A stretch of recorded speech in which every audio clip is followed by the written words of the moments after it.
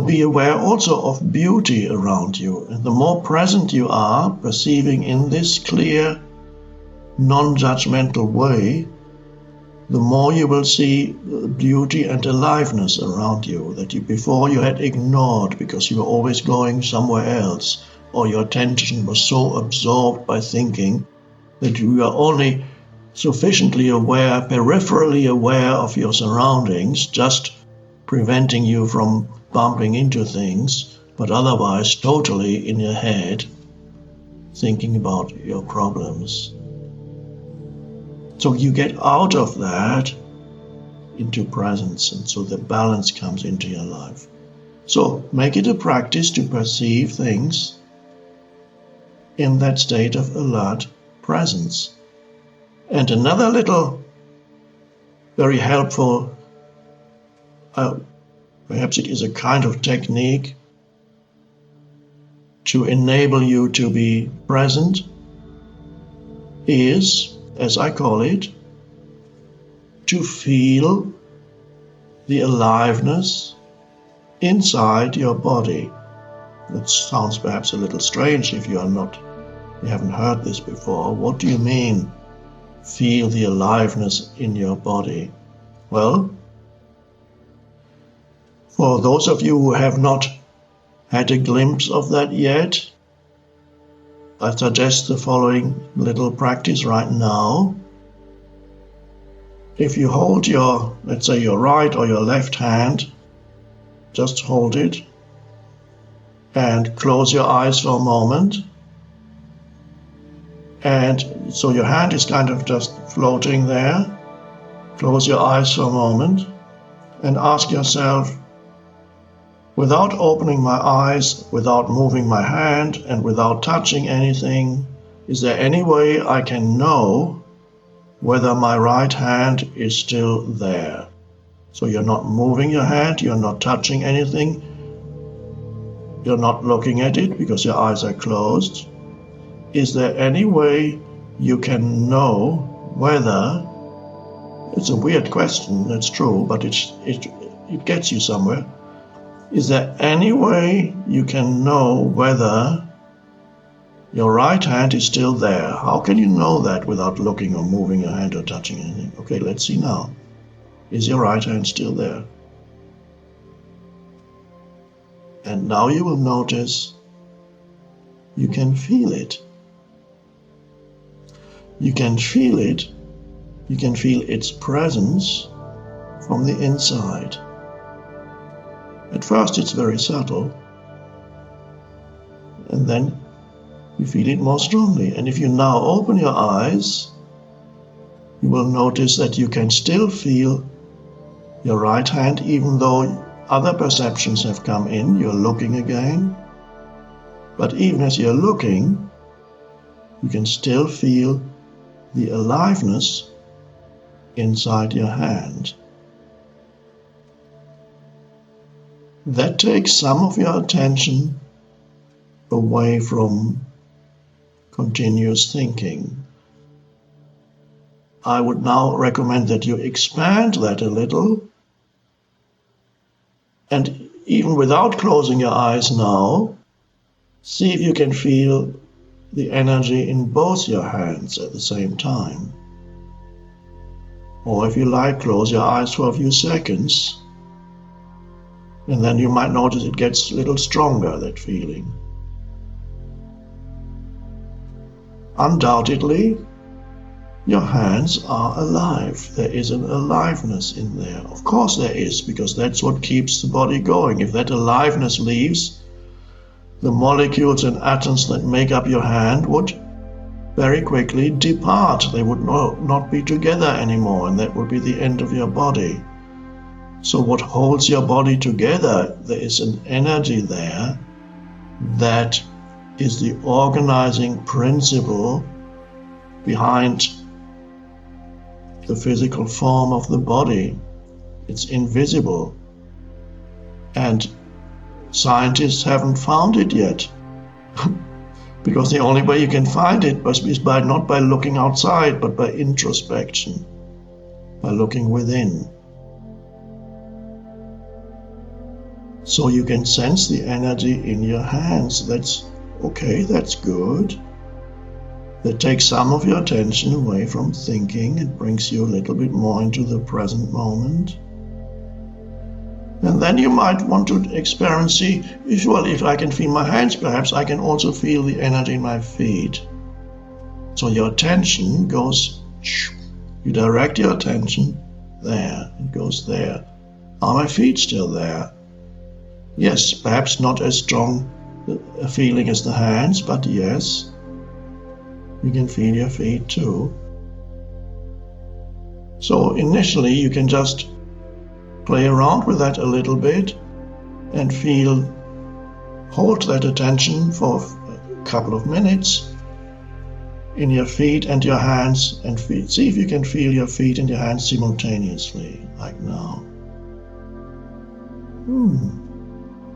And it's quite pleasant.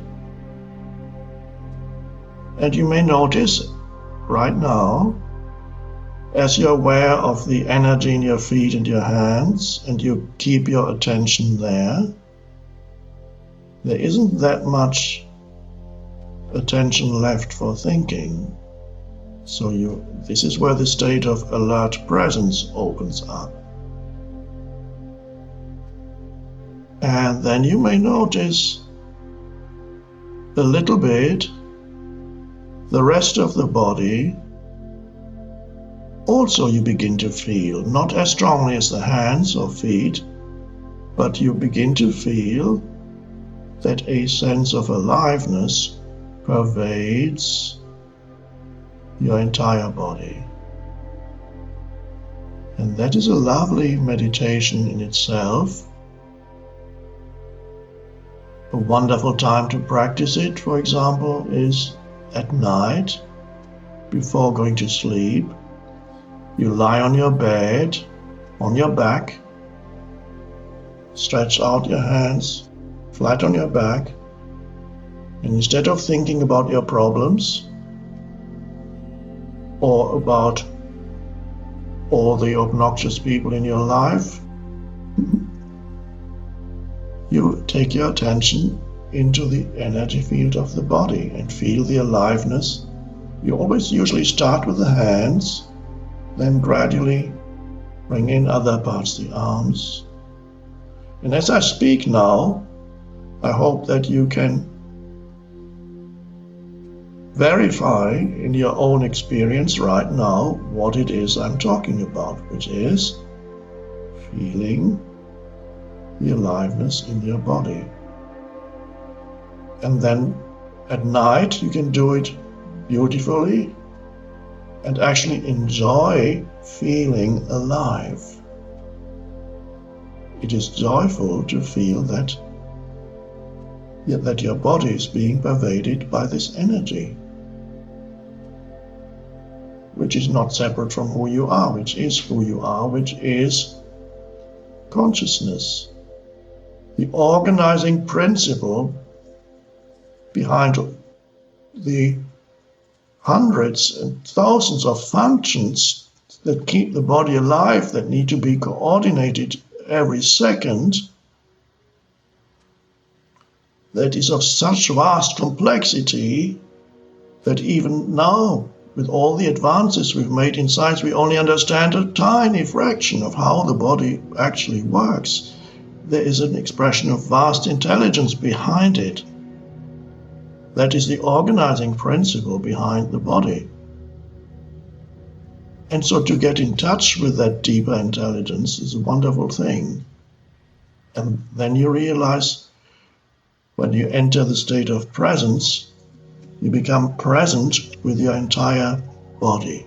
Every cell feels more alive.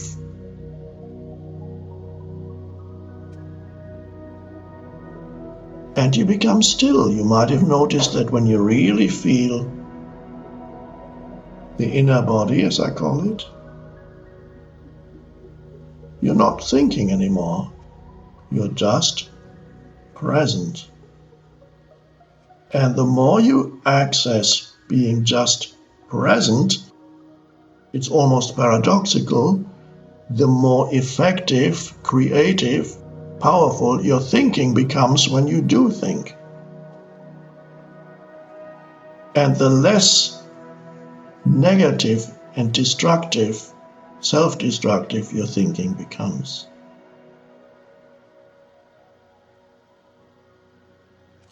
So we are talking about finding the intelligence, the deeper intelligence within you.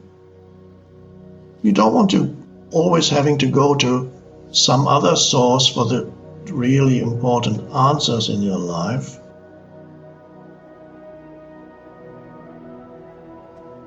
Please tell me, I need to know this or that. Yes, it's good to want to know. That's part of the evolution, the evolutionary impulse. But any spiritual teacher, whether the spiritual teacher is in the physical form or you have some other teacher as a spirit guide or whatever it is, any true teacher will teach you, show you, demonstrate how to access the source of all knowledge and wisdom in yourself.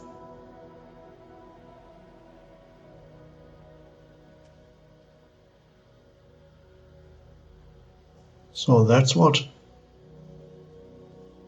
this evolution is about.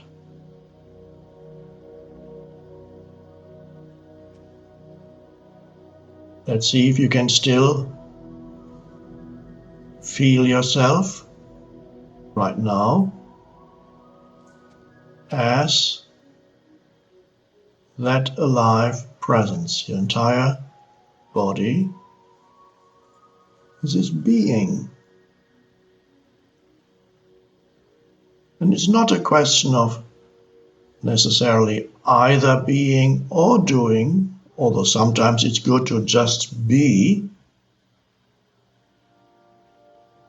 but also even while you do, you can be aware of being. For example, you're driving, you're stopping at the lights. What is there to do now? Nothing. No matter how much you think that you want to be somewhere else, you're not. Why not use that opportunity whenever there's a red light and you stop your car if you drive? Or if you're a pedestrian, you stop at the stand, you stop walking at the light. Use those moments, or that one moment, and feel the aliveness in your body and feel their presence.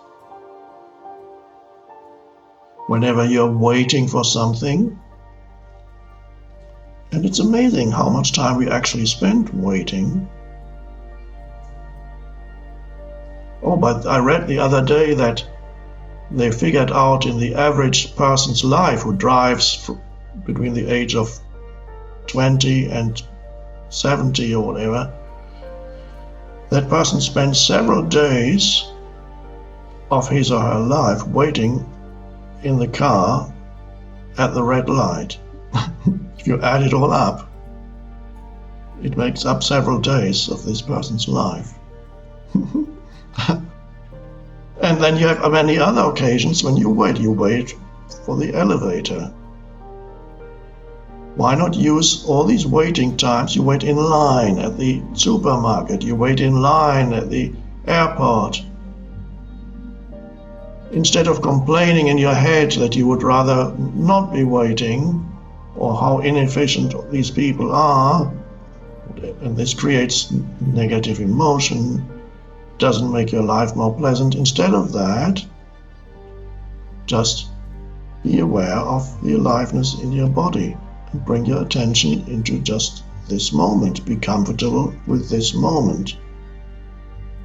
You feel alive inside, and you can look around at the aliveness outside. People doing this, doing that, traffic, moving there,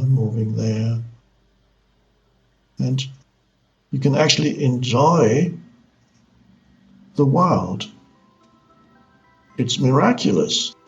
All these life forms that continuously appear and dance their dance for a little while to be replaced by other life forms.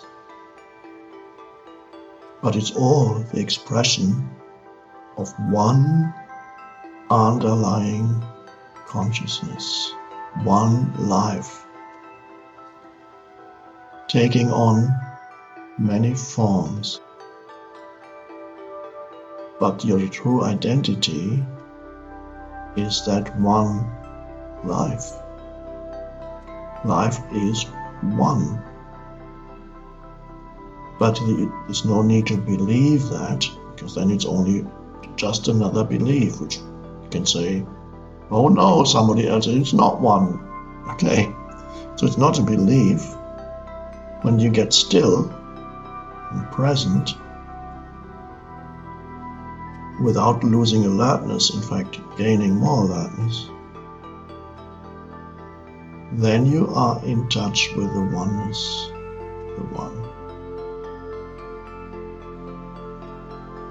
And that is the source of all life that has form, because that is formless. What you call that one life is up to you. Universal intelligence, the one, God,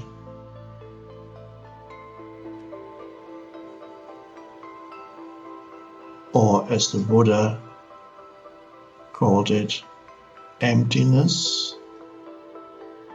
which really means formlessness. That's what the Buddha pointed to as the essence. Or as Jesus called it, the kingdom of heaven.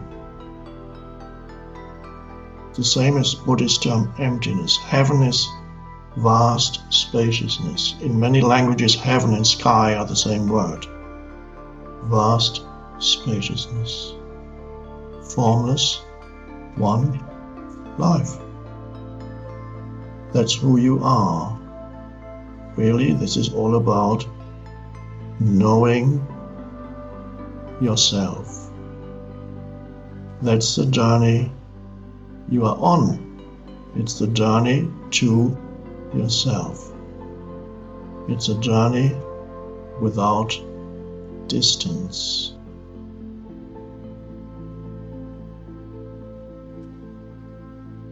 And I thank you for joining us, and I wish you well on your journey. It's a wonderful adventure.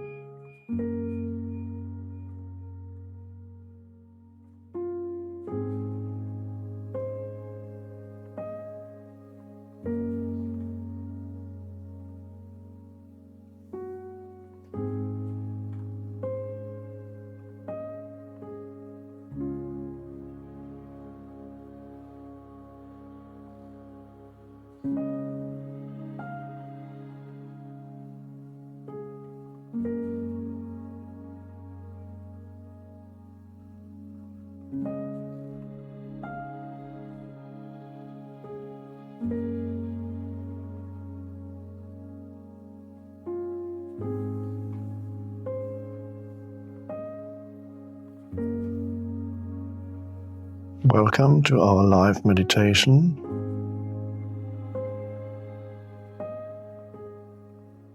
We are only interested in one thing here for our live meditation, and that is to sit together, not physically together, but nevertheless together in presence. Thinking is not important here.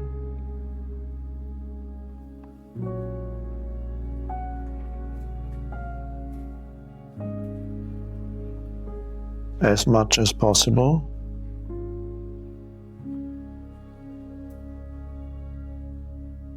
let go of thinking without any effort.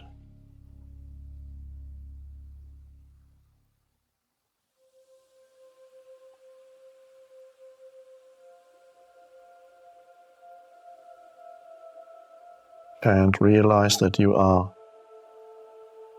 more fully yourself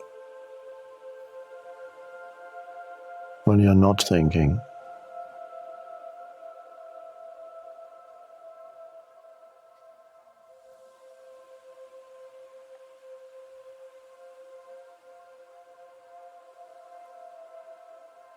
And when you're not thinking, you can realize what being is, what it means to be.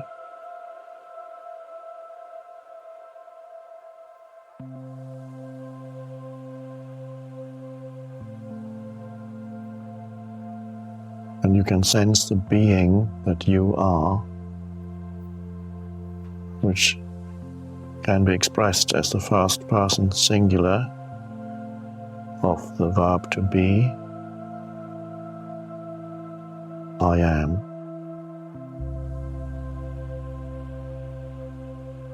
So you sense, or you are, the presence prior to thinking,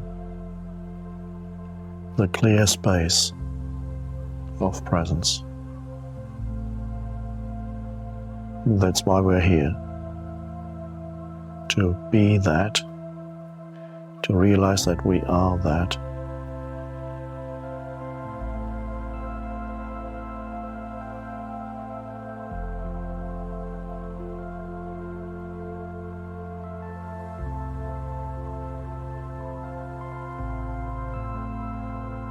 I don't think as I sit here. The words just come out of the stillness. There's no thinking prior to the words. And as soon as a word has been uttered, there's just presence or stillness. So you can join me in that.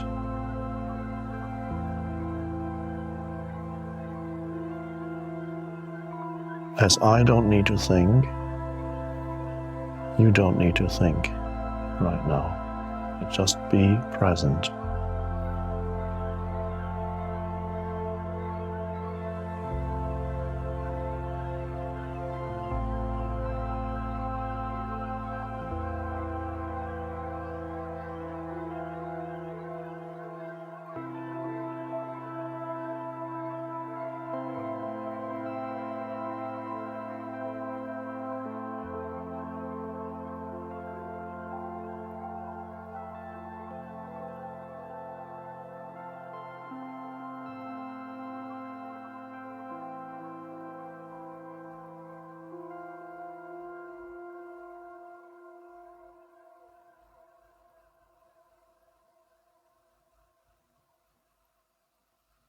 The great teacher Ramana Maharshi,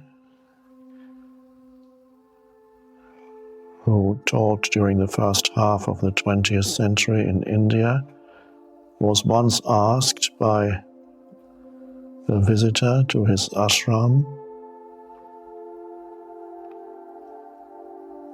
this question: how do I know whether I'm making progress on the spiritual path?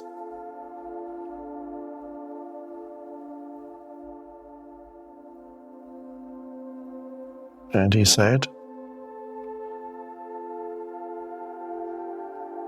the degree of absence of thought is the only true criterion for your progress on the spiritual path.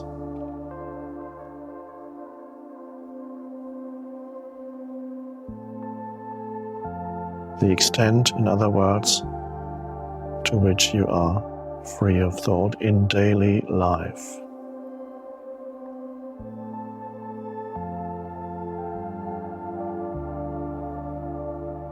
still able to use thought whenever it's needed, perfectly, more efficiently than before, more creatively, because you have access to the unconditioned intelligence itself, which is presence.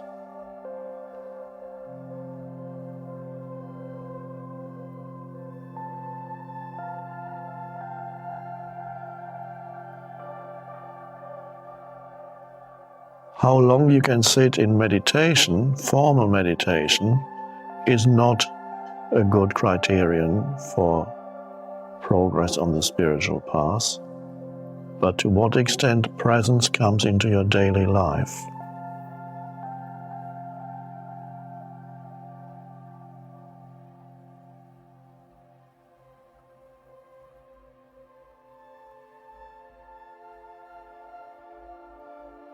Which initially may just mean little moments of presence in between all the doings of your life, little moments of being, awareness, alertness, alert stillness, consciously looking at something, consciously listening, consciously walking across the room,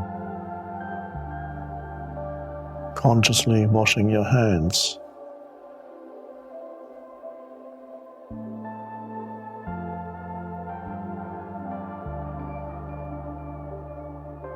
which does not mean when you walk across the room you're thinking, I am now crossing the room.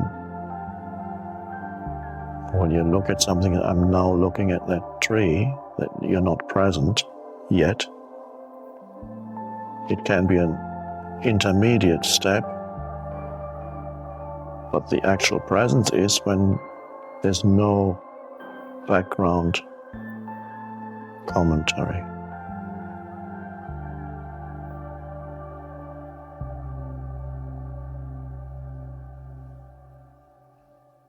And when there's virtually no background commentary throughout your life, that is the awakened state. There may still be fragments of thoughts saying this or that, but basically you're fundamentally free of the involuntary component. Begin to recognize it directly as the foundation for joy, for love, for also compassion, empathy with another. You can't arrive at empathy through conceptual thinking. You cannot sense the aliveness of another human being through conceptual thinking.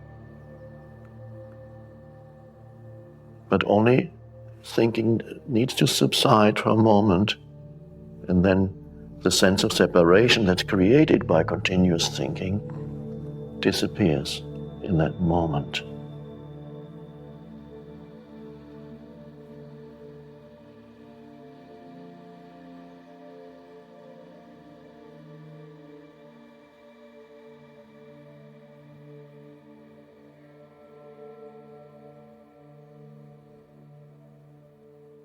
So I'm inviting you to enter the stillness. Another way of putting it,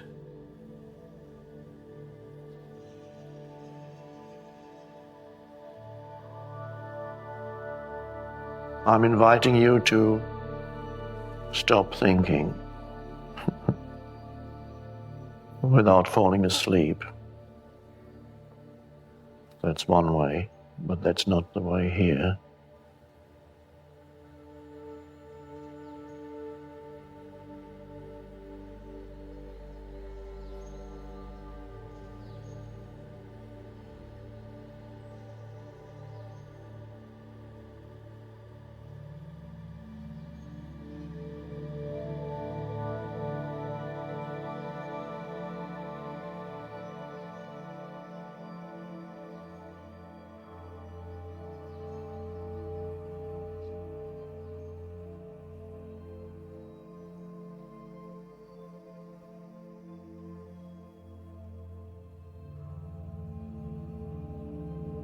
And this is the next evolutionary level for humans. Rising above thinking. Not abandoning thinking altogether.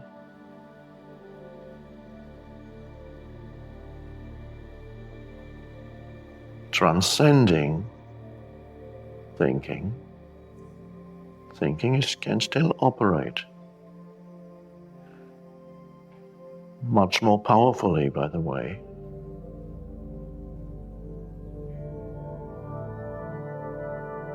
When it's rooted consciously in the stillness.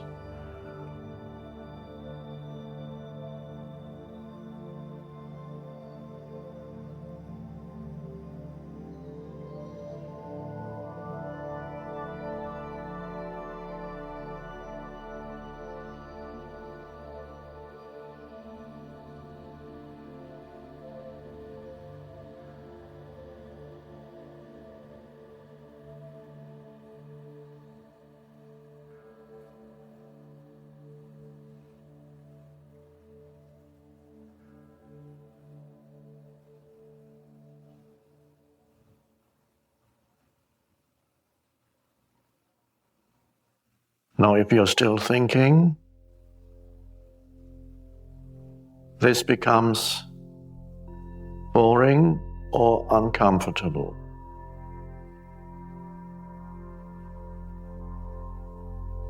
If it's not boring or uncomfortable, then you are in that state of freedom from thought.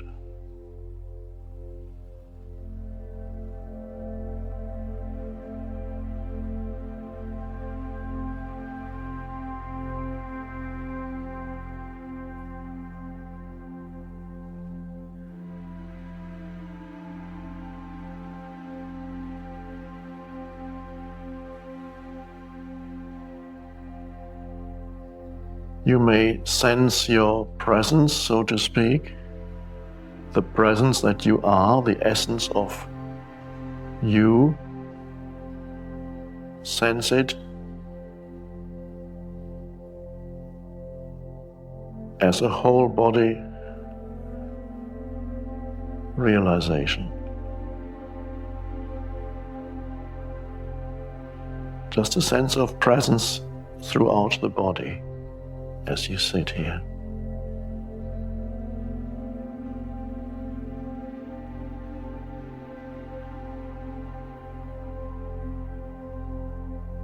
And that is a sense of heightened aliveness. And if you choose to look around, still sensing this heightened aliveness in your entire energy field, if you then look around, you see that also whatever you are perceiving feels more alive. Even inanimate objects have a certain beingness. They are. Even a table, chair.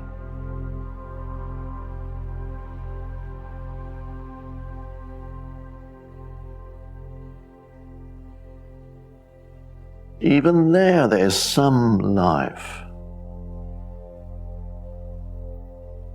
They are called inanimate, which means, I suppose, lifeless.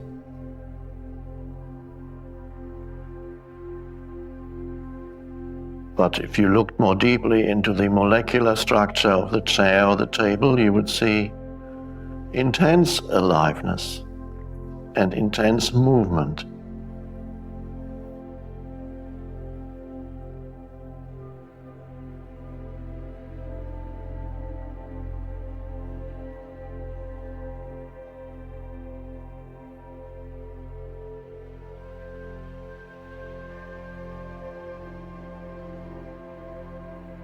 So at this very moment,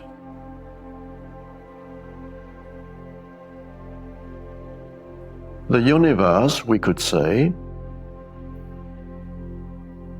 appearing as you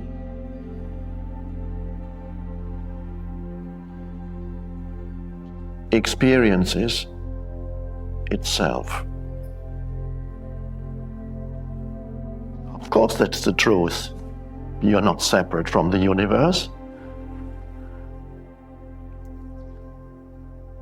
It's an amazing thing. The universe appearing briefly as what we call a person,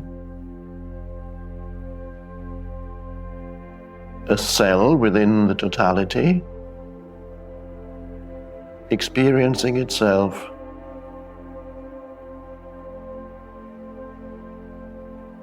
both on the level of multiplicity of life forms, which is included everything, through perceptions, but also on the deeper level, the universe experiencing itself as the unmanifested underlying life. The manifested is the world of form. The unmanifested is the formless one life. Timeless, that which preceded the Big Bang that the physicists talk about. The timeless one that did not cease to exist when the universe came into existence, but this timeless one that continues to be at the core of every life form.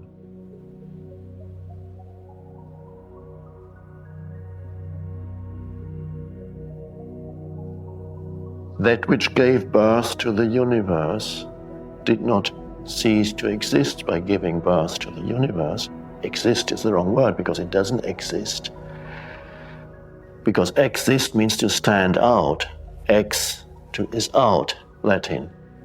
To stand, exist means to stand out. So that's all life forms exist. But the one unmanifested life does not exist because it doesn't stand out. It is in.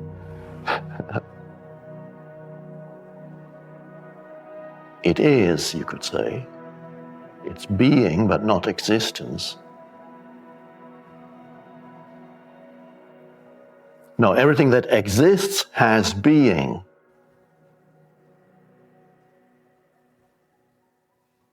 Being is at the core of each thing, the unmanifested, timeless one life.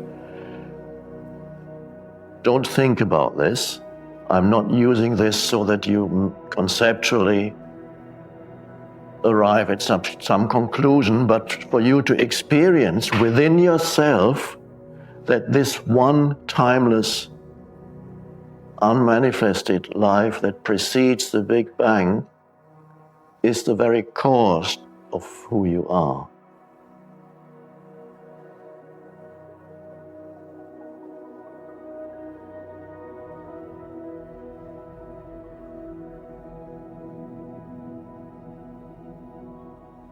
And it's absolutely still, and it's absolutely alive, and it's absolutely empty and absolutely full.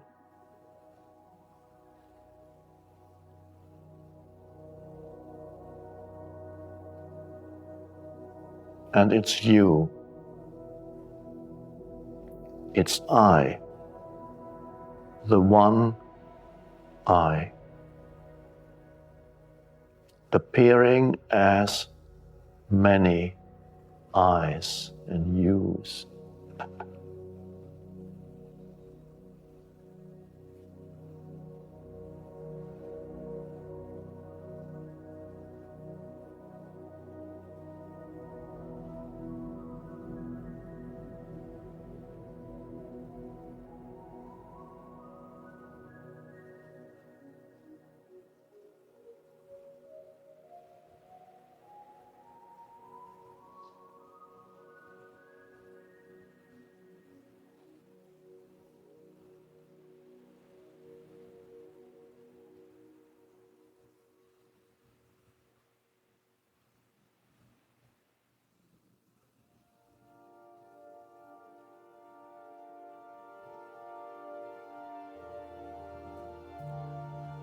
Now you can only really become comfortable with the continuous flux of life forms that come and go and are born and die, are born and die. You can only really become comfortable with that when you are aware of the core of yourself as the timeless stillness. Otherwise, the continuous birth and death around you is upsetting. The continuous gain and loss and birth and death and the continuous coming and going and change, there's no foothold.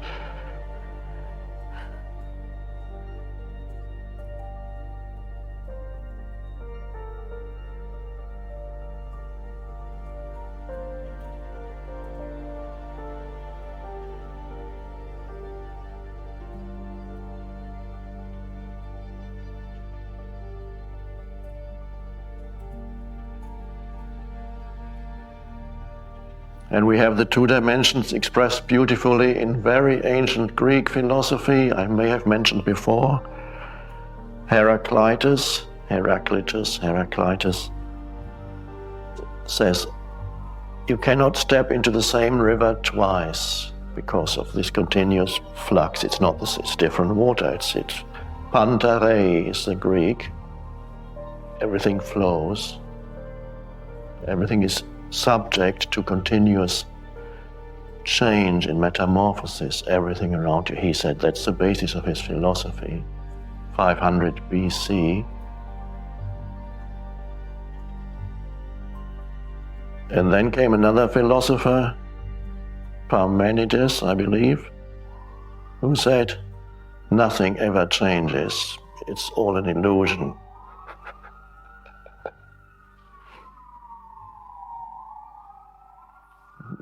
And he's right too, they're both right, of course.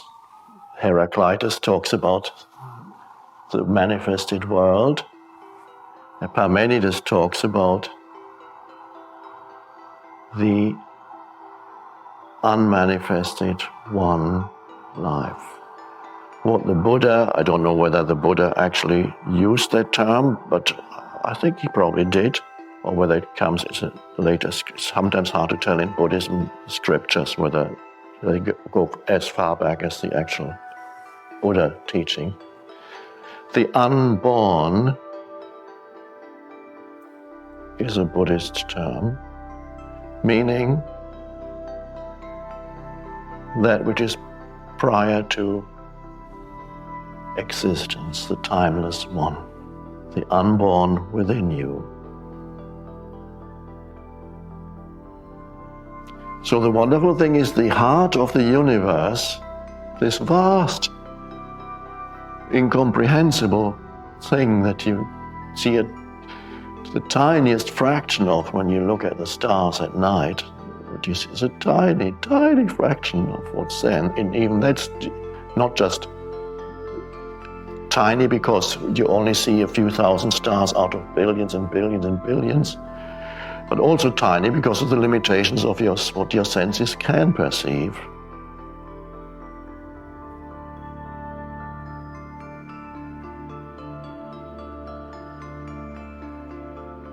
The heart of it all, the core of it all, although on the outer level you seem pretty insignificant, and me, we look pretty insignificant when we see the vastness of the universe. But there is something within you that transcends the world of form.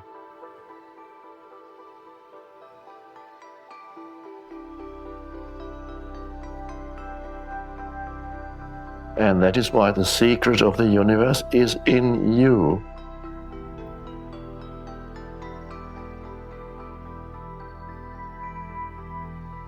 And obviously you can't comprehend it conceptually, but there's a realization there.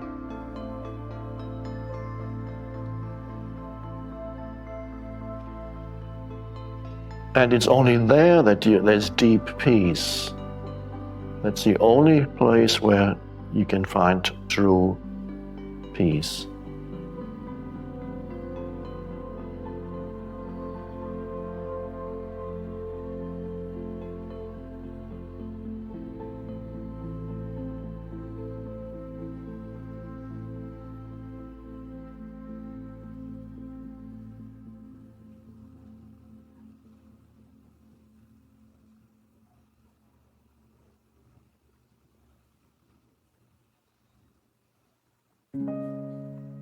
The realization easily becomes obscured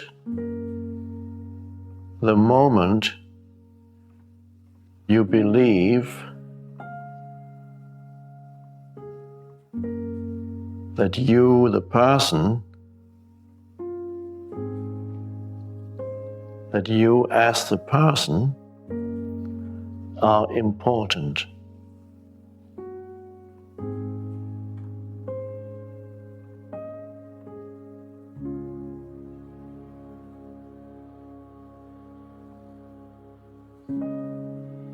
You are important, more than important, but not as the person. The person is a temporary appearance in form.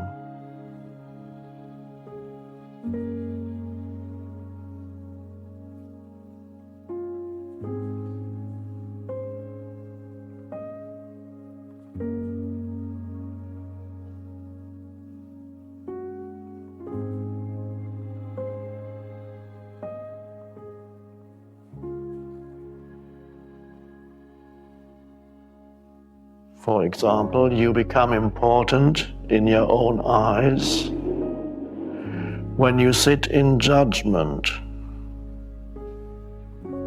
of other people, places, situations, or even yourself.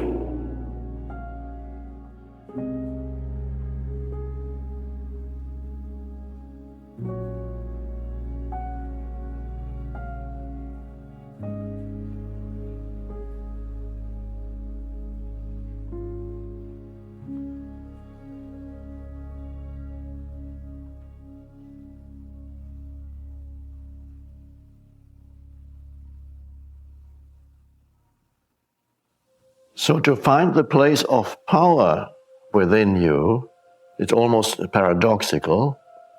All deep truths, when they're expressed in words, are paradoxical. If it's not paradoxical, be careful, it's not the truth. But of course the mind prefers it not to be paradoxical. To find the power within you,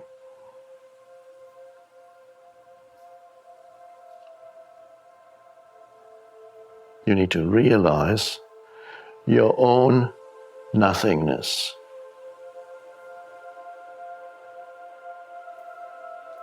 And only if you realize that you are nothing, then there's the power. And since it's a paradox, I'm not going to explain that further. But I'll say it again.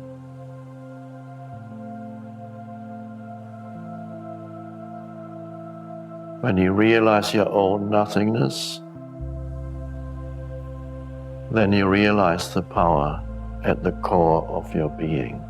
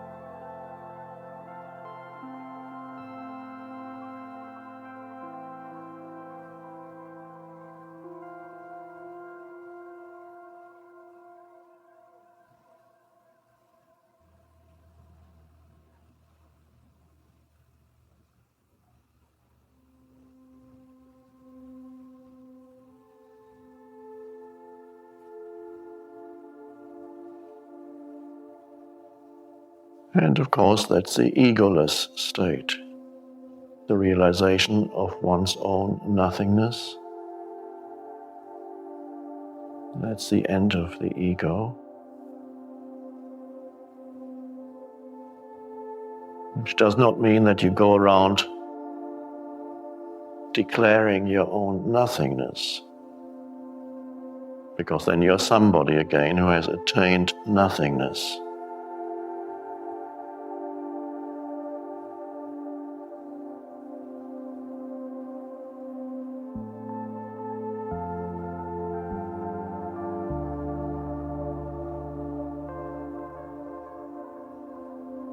And really, if you're interested in Buddhism, that what I've been pointing to, that's the real meaning of what the Buddha pointed to, the nirvana. That is the nothingness, which is the realization of that is the aim of the Buddha's teaching.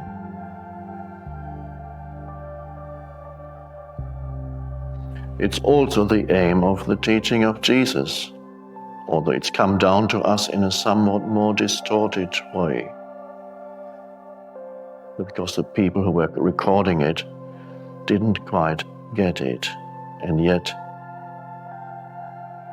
some of it has come across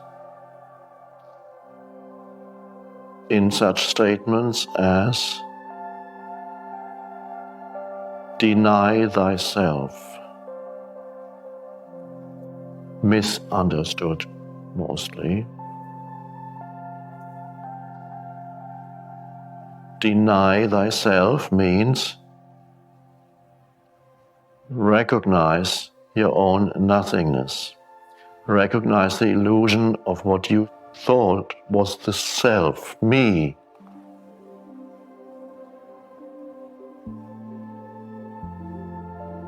Triumphant me or miserable me, doesn't matter, me. Complaining me, unfairly treated me.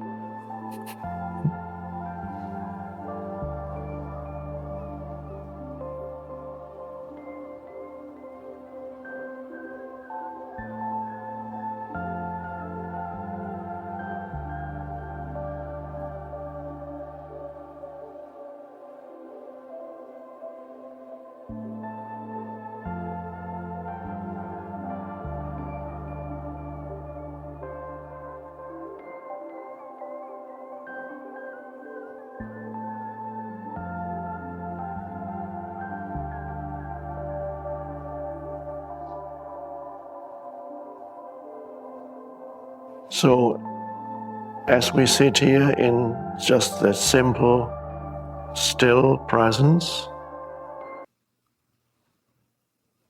that all deep sense of aliveness and peace, the purring of the cat,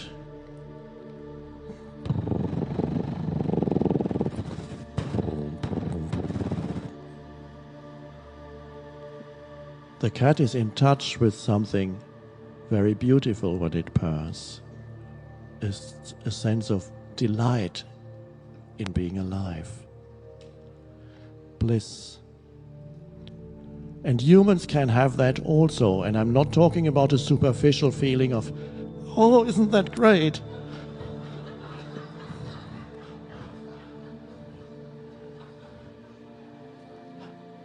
I'm not even talking about being happy all the time. Everything's soft. There are no problems.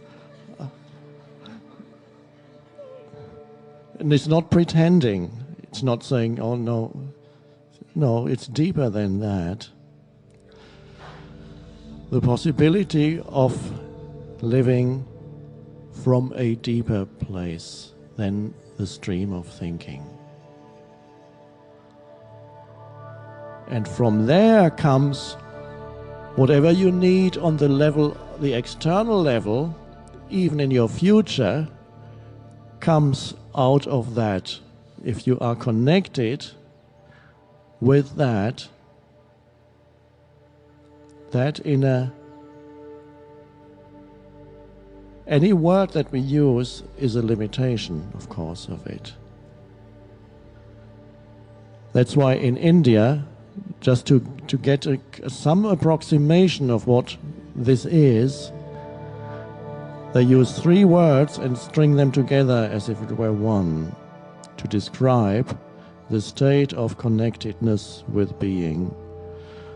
The 3 words are Sat Chit Ananda. Sat means being, the delight of being, the delight of life,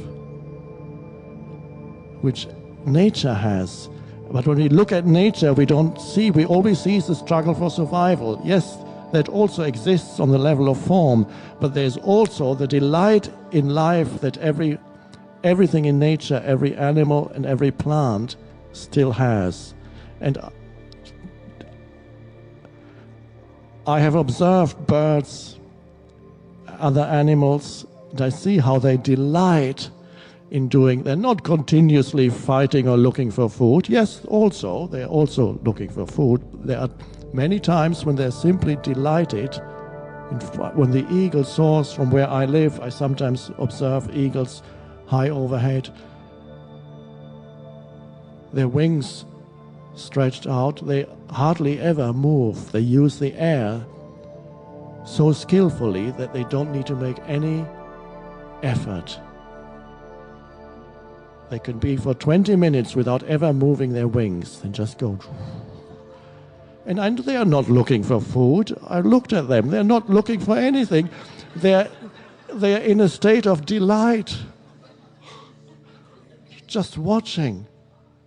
Consciousness, the one consciousness expressing itself through this form and delighting in the life of form that it observes, that it is part of. Sat, being, the delight of being alive, which is more than that. There is only one perspective on it. Chit, consciousness.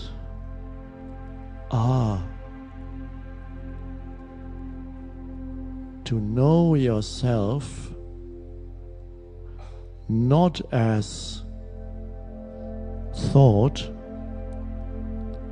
which is a form that consciousness takes, to know yourself as that which underlies all thought, out of which every thought and every emotion comes, that which allows the thought and the emotion to be there, which is consciousness itself before it becomes something, before it becomes a thought or an emotion or a body or a sense of me or a flower or an animal or the earth, the sun or the galaxy. Before it is born into form,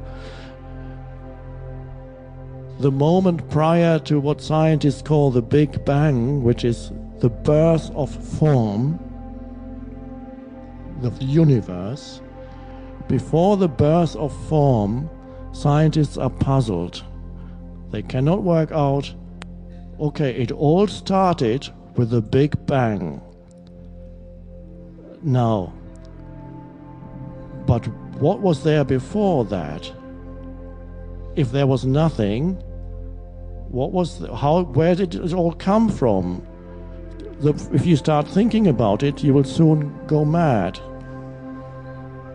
How did the whole universe come out of nothing? If there was nothing, out of complete empty space. Now that realm, the strange thing is, that which was there before the Big Bang, out of which the entire universe arose, was never lost and still dwells in each form as the innermost essence of that form. And the Buddhists call that emptiness. Form is emptiness, emptiness is form. And that is in you also. That is the dimension that is unconditioned timeless, no past, no future, eternal, which does not mean goes on and on. It means no time, not endless time. Eternal does not mean endless time. It means no time, not subject to time.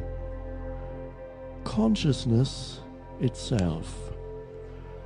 And all that humans know, most humans, all they know is the objects that arise in their consciousness, which is the world of form, the world of birth and death. They know the objects, sense objects, mental objects that arise continuously, and most humans are identified only with that they know nothing else. So they know only the world of form, the conditioned, time-bound, past, future. On a personal level, all they know is their life situation and the continuous stream of thinking. That's what a life. Now, if we want to use theistic language, we could say you're totally concerned with the world and you don't know God. God not as an entity, controlling entity somewhere in space. No. But that the unmanifested life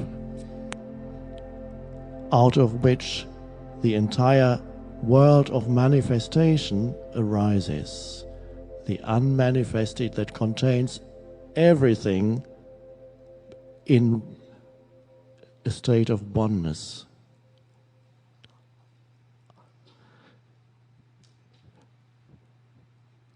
So your life is totally incomplete, no matter what you achieve on the level of form, and everybody who has achieved great things on the level of the world knows that after a little while, you feel elated for a little while when you suddenly become a VIP and see your picture in magazines or whatever it is, and then after a little while it feels,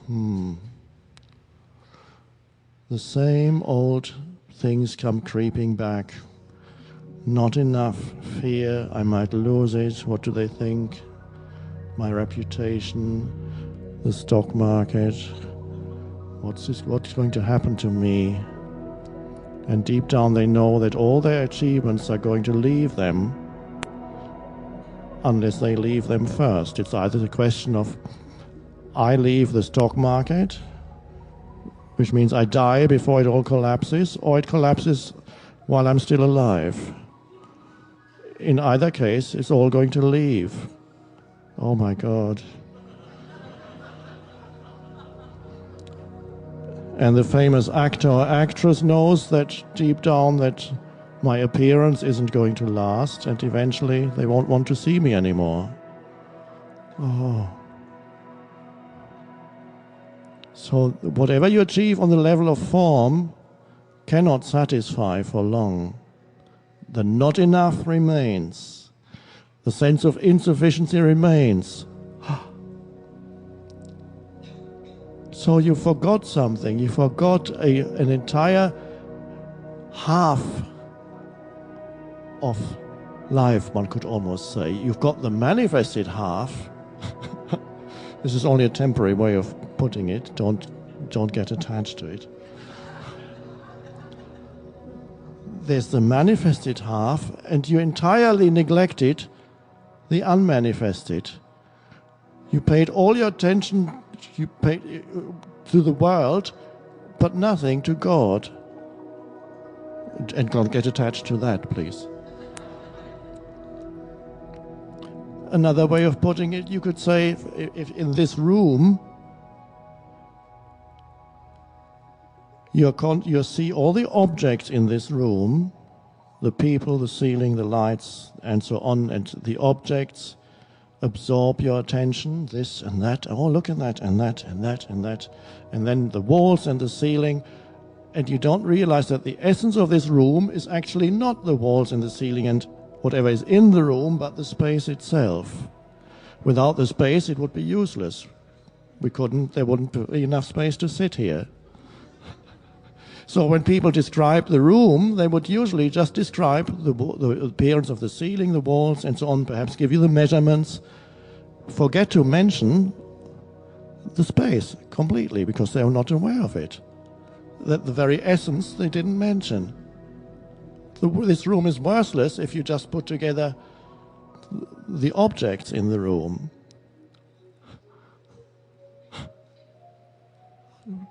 And so in each human being, there's the equivalent of that.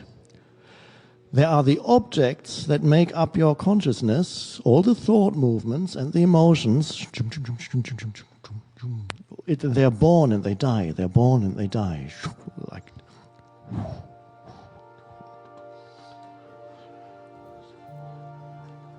And so in most cases, that is what absorbs your attention completely, and don't realize that underneath the continuous movement of thought, there is a spaciousness, a sense of stillness. Another pointer. Stillness, spaciousness, aliveness, delight, ananda, bliss, delight, being, consciousness, bliss, Satchit Ananda, is living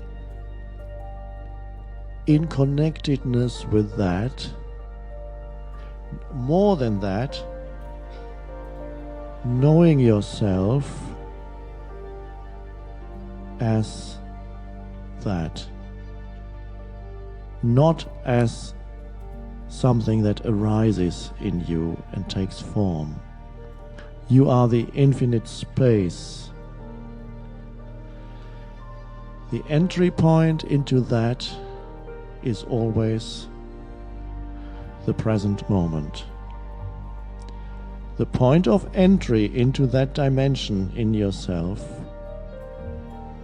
is this moment.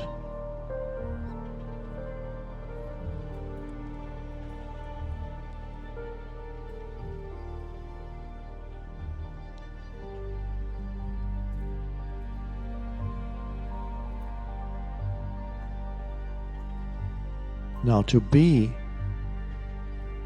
in this moment, truly, you need to allow this moment to be.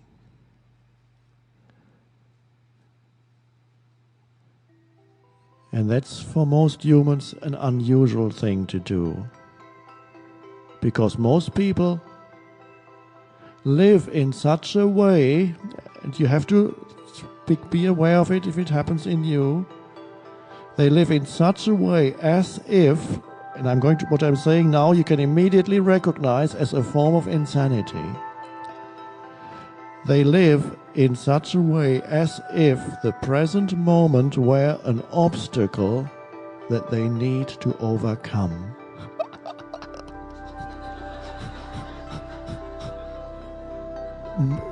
And most parts of their lives is they are trying to overcome the obstacle of this moment, which means they need to get to the next one where they believe this obstacle will have disappeared.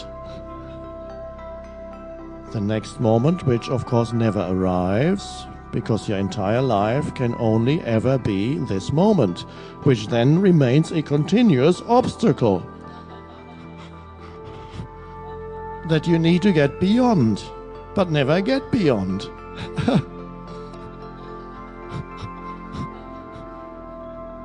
If that's not insanity, what is?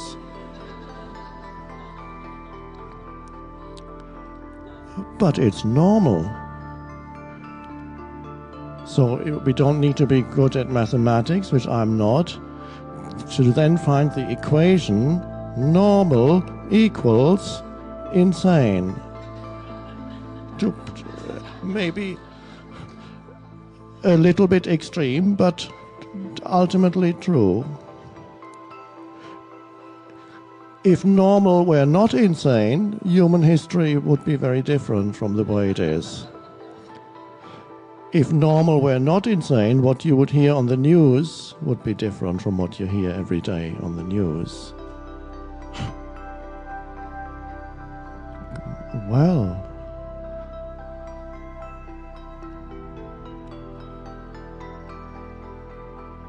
so the present moment then is not an obstacle? The present moment is not my enemy?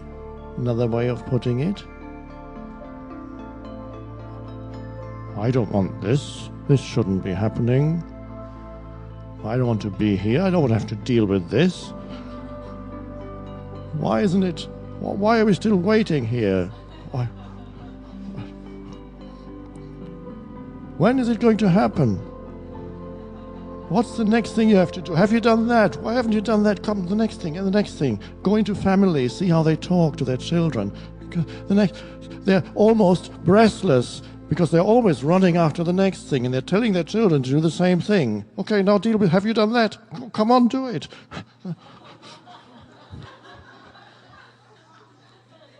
And then if they get totally exhausted, they sit in the sofa and then switch on the screen. And what they watch on the screen is the people going through that same behavior.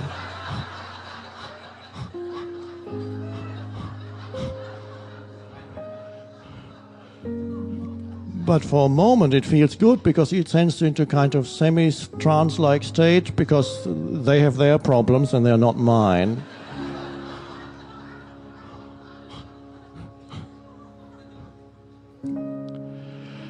But nobody questions whether to live like that is sane or not. Very rarely. Occasionally these days, the truth comes through here and there, even through the media, occasionally. In certain films, occasionally, even on television, occasionally. But mostly, it's a reflection of the collective dysfunction of the human mind.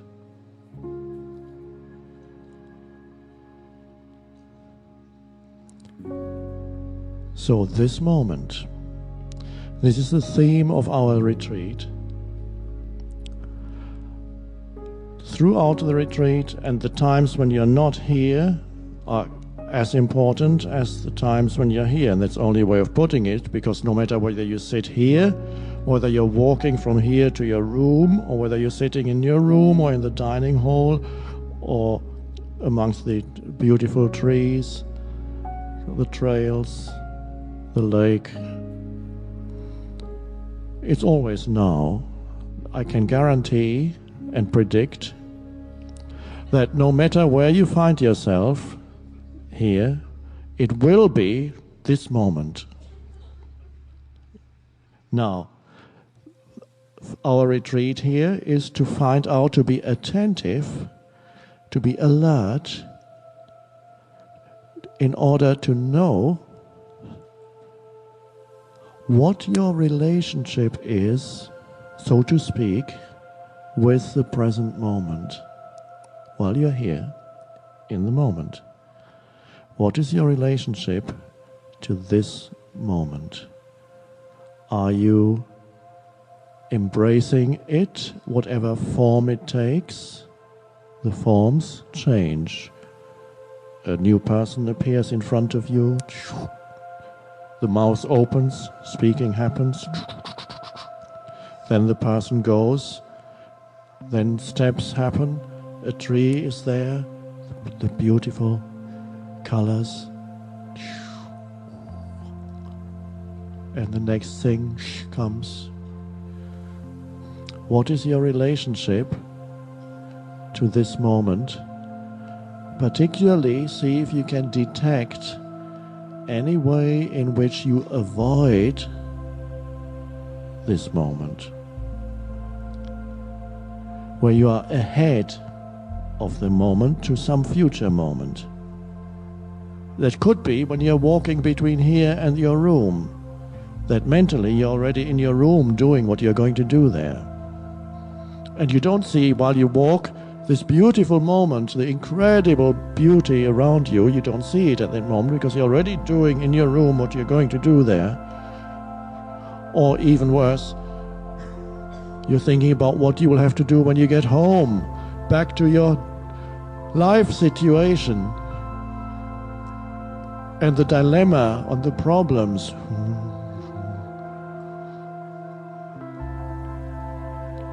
Where's the now? What now? No, I need to get home to deal with all that stuff.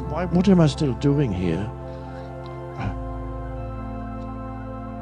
And then you wake up at that moment and you discover your relationship to the present moment, it was one of denial. You don't exist. You're not important at all. Something else is more important. It's some future moment. And that's what I need to think about. The future, of course, is only a mind form. The only place where you can ever encounter the future is in your head. This is such a revolutionary thought, a revolutionary realization, and not even the greatest scientists or philosopher could argue with that. The only place where you ever encounter the future is in your head. Well, yeah, it has to be. Of course it's true. And this, of course, also applies to the past. The only place you can ever encounter the past is in your head. And yes, also to some extent as an emotional accumulation in your body, but even that you can only feel at this moment. But whenever you remember the past, it's only the power of now, your consciousness now, that is bringing it to life. You can only think of it now. You cannot think of the past yesterday. And what you think of didn't happen in the past, because nothing can happen in the past. You can't.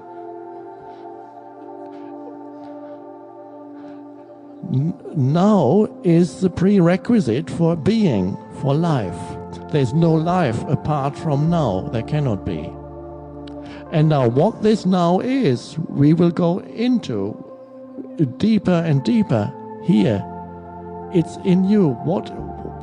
There's such depth to now. And whenever we talk about now, we have to approach it through language.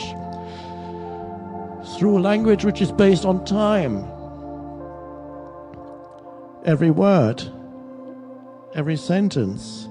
And so contradictions arise because we are using something from the world of time to describe something that is beyond time. And then even when I say we are going to go deeper into the now, it sounds a little silly. But that's an inevitable contradiction that arises. It's only because we're using words. But to truly see that there is no future apart from this moment. There is that the future that you think is so threatening or important that you need to sort out has no existence. And if you realize the primordial importance of the present moment, make that the focal point of your life when we start with this retreat, and you may find that the quality of your life improves so dramatically when you are attentive to this moment and allow it to be. The quality of your life improves so dramatically, and quality is hard to define. There's then a quality in everything around you that you perceive, that you do, even when you speak out of out of denial of the present moment, but being fully rooted in the present moment, there's a quality to what you say, because the words, which are thoughts that become words, arise from a deeper level that you're now connected with when you say yes to this moment. That's the entire spiritual practice. See if you can be in a state of yes to this moment, no matter what form this moment takes. And because this moment takes on so many different forms, people have fallen into the delusion to think that their life consists of millions of moments, and another moment, and another moment, and that past moment, future. No, there's only one moment ever, but the form it takes changes. It continuously. So what is your relationship to this moment? Do you deny it? Do you resist it? Are you in a state of inner contraction? Want to be somewhere else in place? Enter Zen from there. Oh.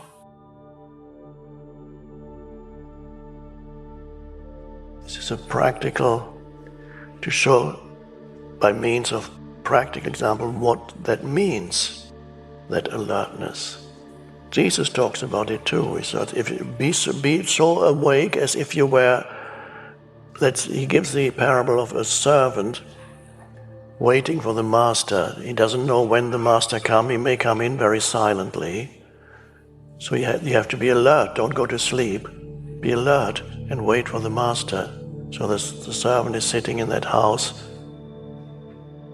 The door maybe is, in my version of the story, the servant is on the upper floor. And the master is could come in any moment, and the master is very quiet. So you go. So the servant basically would be in continuous presence, otherwise he might miss the master. Again, it's an example to show what that state of consciousness is, again using the analogy with associating awareness with the auditory perception. You can associate it with other perceptions too, or with all perception, or with no perception.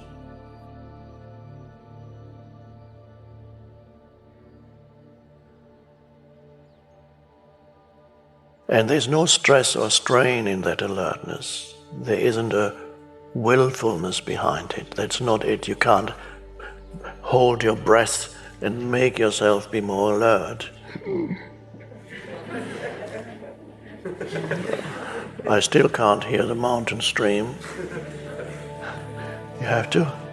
It's a relaxed alertness. That is one. I'll sometimes use the expression vibrational frequency, and there is a truth behind it. Whether or not it's scientific, I don't care, by the way. I can sense because I also experience fluctuations, there's always a certain alertness in the background, but sometimes there's an increase in alertness, and sometimes it recedes, it's in the background, the awareness. And then the awareness, the light gets lit like a dimmer switch, it goes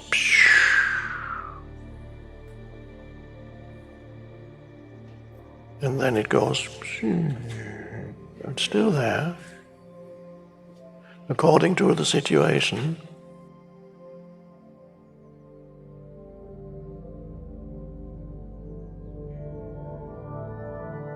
Now the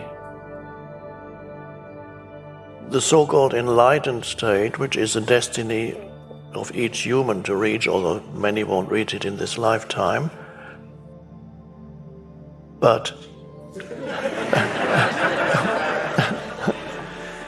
that's okay. That would mean there's a continuous background awareness, Indian continuous.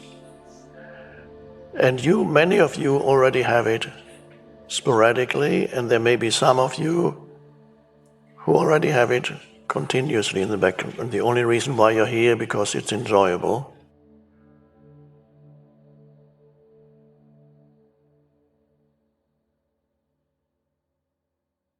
But there's no point in asking, oh, when is it going to be continuous for me? Irrelevant question.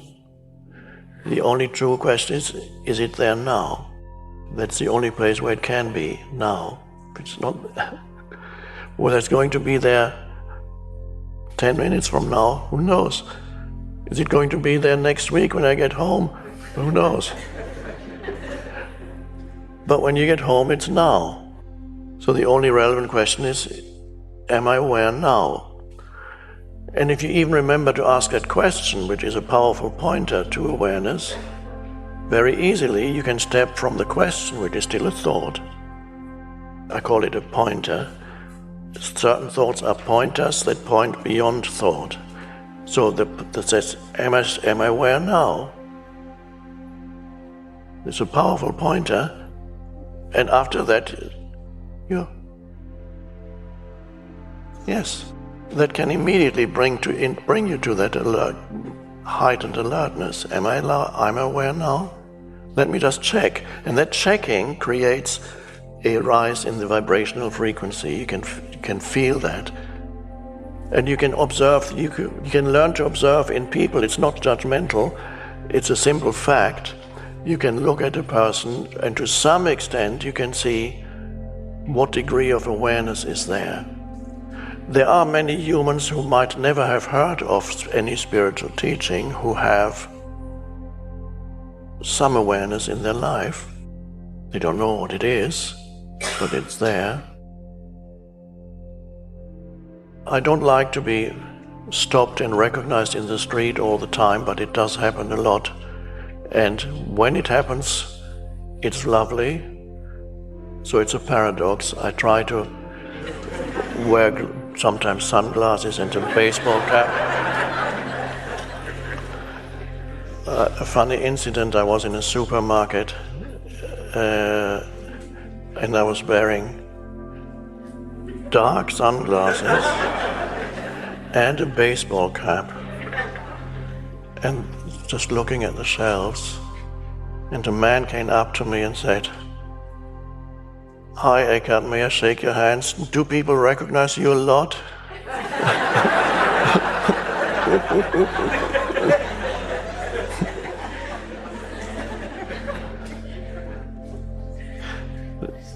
Now, I am saying this is not infrequently. I know a few seconds, I look at a person, a few seconds before they recognize me, I recognize them. I've never seen them before, but I recognize them. I know there's a fairly strong presence there. And then I know, oh, this person is going, and this is not a thought, it's just a realization, this person is going to recognize me.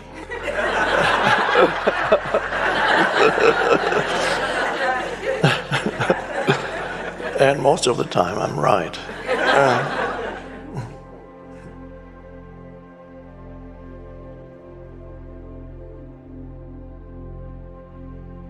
The opposite sometimes applies too. This person won't recognize me though, that's a relief. But sometimes I'm wrong, not often.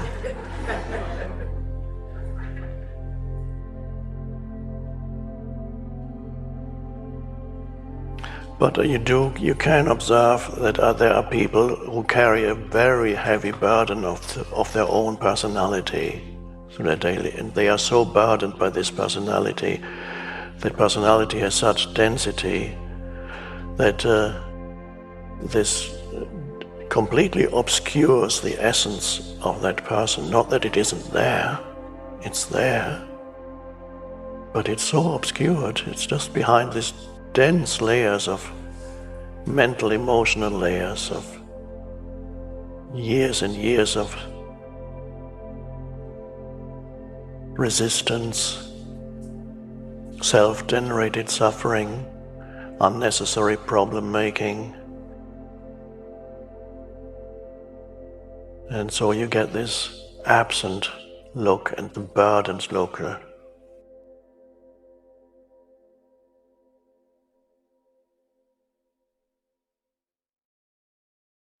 And sometimes it happens that these people too can awaken. In most cases, it means they need a shock. Life sometimes does that to them, and that can, like it hits you.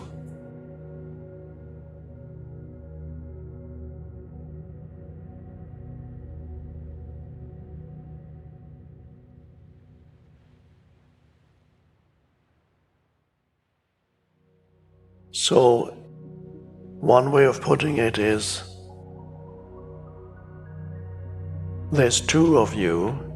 Ultimately, there's only one, of course. All is one. But I've suggested as a helpful pointer, temporarily, there's two of you. One is the one that, the character that you know. You have that a name and a physical body and a psychological body, your history, narrative of you, an identity based on your past, certain patterns that tend to predominate in your life, mental, emotional, and reactive patterns that make up the personality. That's you, the form identity, I call it. The form is both the physical form and the psychological form. The form identity. That's one you. That's the you as form identity. And for most people, that's it. That's all they know. Then there is a more essential identity, which is the formless you that you cannot, there's nothing to know about it. It is the consciousness of you. It is the spaciousness. It is the unconditioned dimension in you. And for a fruitful and balanced life, both need to be in some kind of balance. If you only have form identity, which is a destiny, let me correct myself. Anybody who is not completely insane will have some, if limited, access to the unconditioned without knowing it. So there's still some sanity there, there's some occasional little joy. Doesn't last long, but unless a person is so filled with mental clutter, mental emotional clutter, there's no space for anything left which is close to extremely dysfunctional behavior, violent behavior. But most people are not really truly aware of that dimension within themselves, which is the essence for everything else. The mastery of life is to have some balance, so that there's the formless you, and you're rooted there, and then you deal with the stuff in the world of form and yourself as a form identity, where this form identity has certain things to do, but if it's connected consciously to the essence identity, then that changes how the form identity operates. I mentioned it earlier in other words. I used other words for it. Very few people are right in the middle, where they are very effective in the world of form as a highly developed character who can operate very effectively in the world of form, and at the same time being rooted in the formless. Well, most people who are very effective in that way are like 70% in their form identity and 30% essence. That would be a person who can do a lot of good in this world.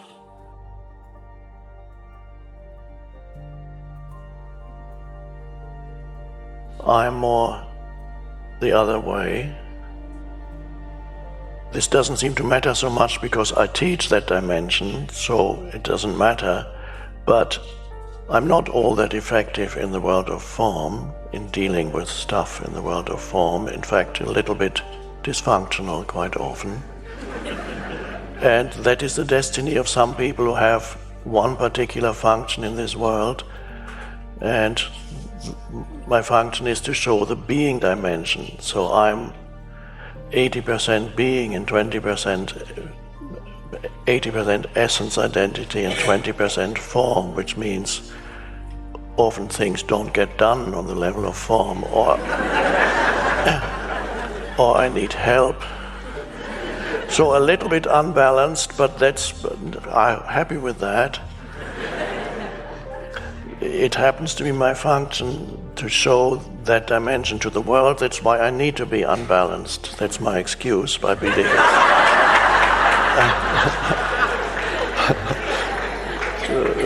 But apart from being an excuse, I also believe it's true. It's both.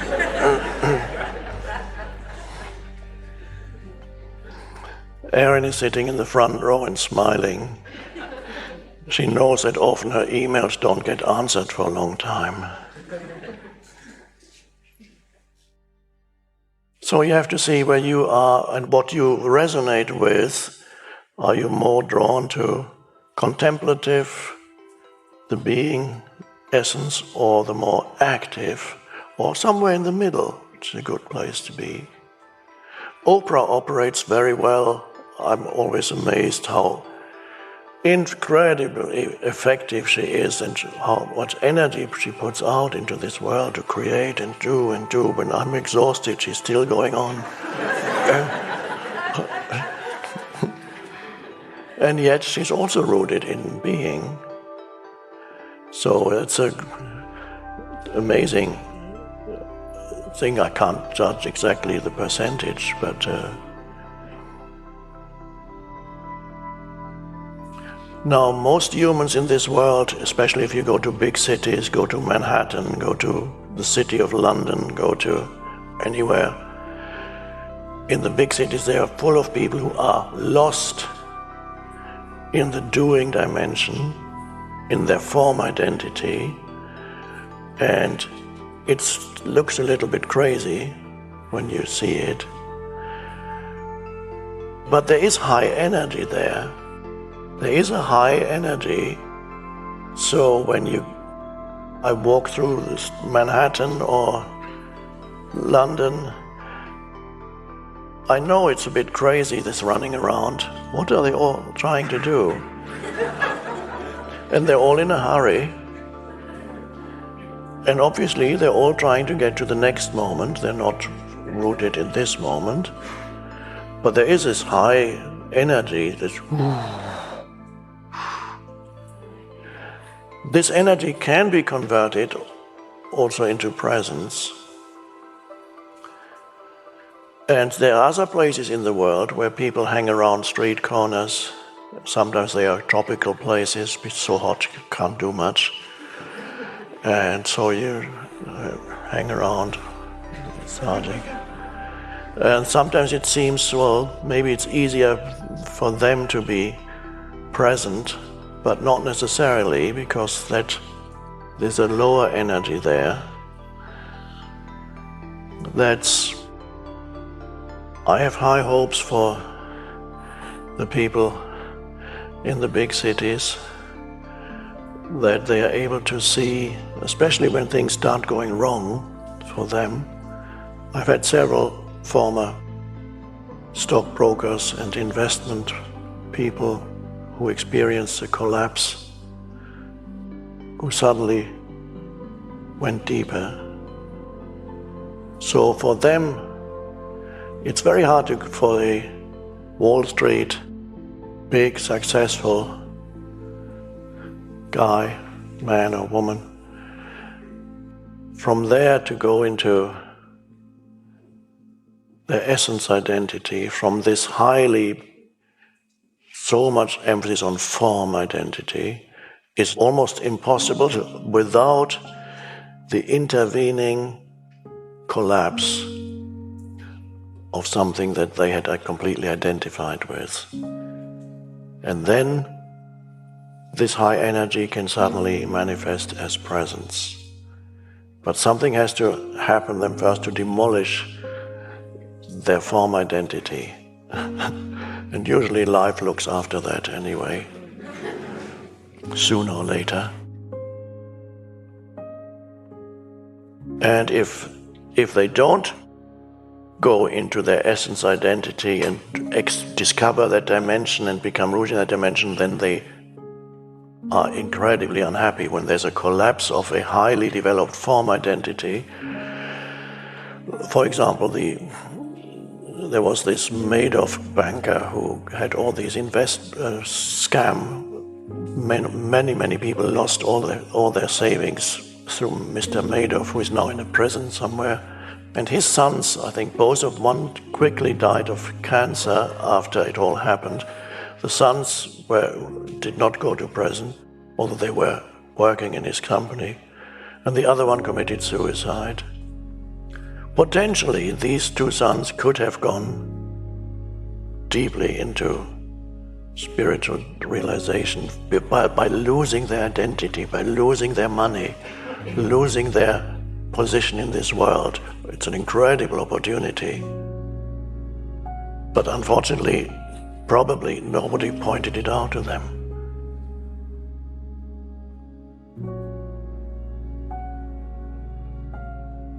So let's go back into stillness for just a little while, and then I will ring the bell, and with 3 times, and that will be the end of our evening meditation. But if you want to stay for a little while longer, take your own time and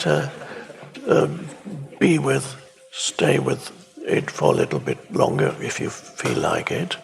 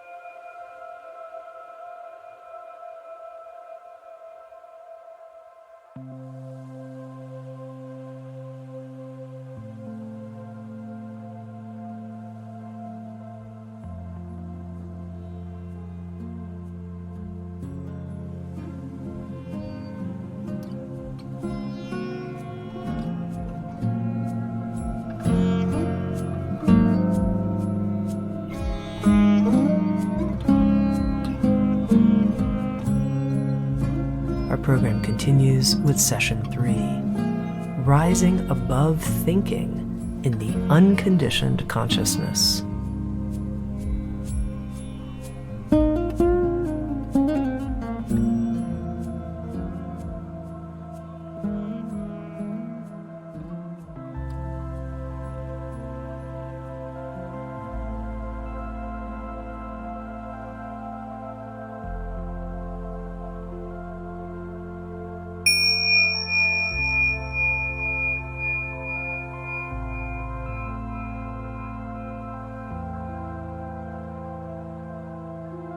Welcome to our live meditation. I'm glad you could make it.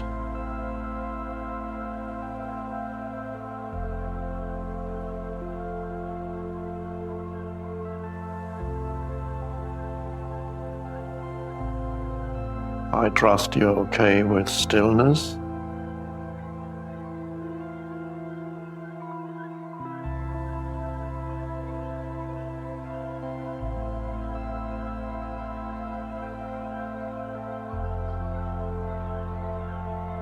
To be okay with stillness, you have to access the stillness within you.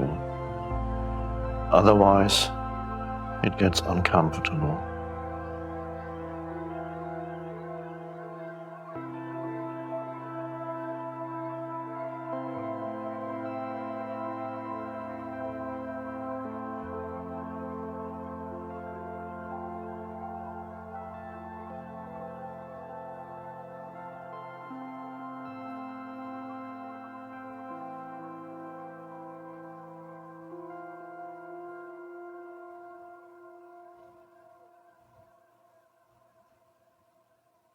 if you experience joy or moments of joy or beauty, aliveness, a sense of aliveness, a loving connection with another human being or a loving connection with another life form,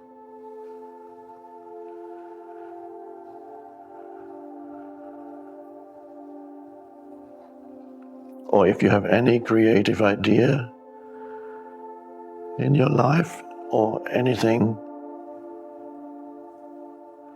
creative comes to you, all those things that I just mentioned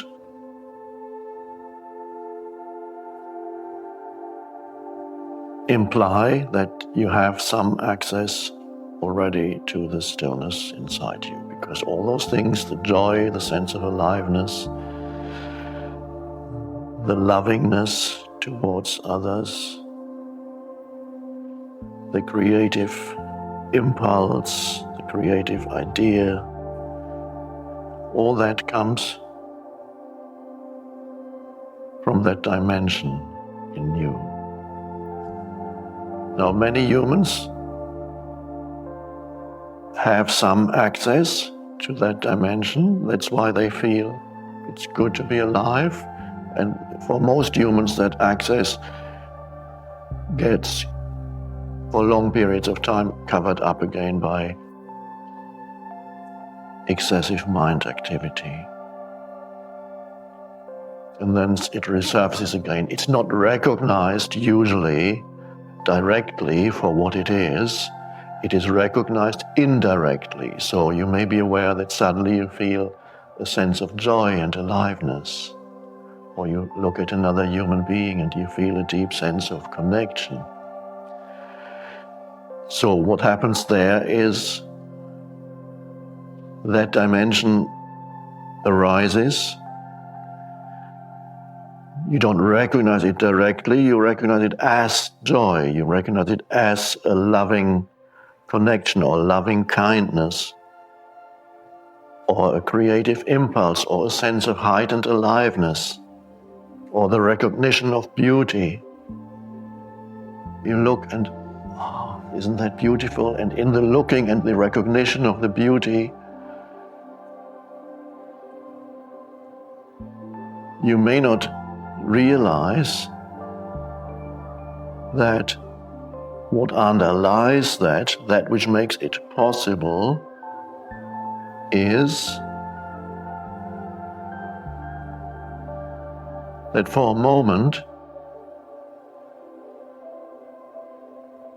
there was no thought activity in your mind.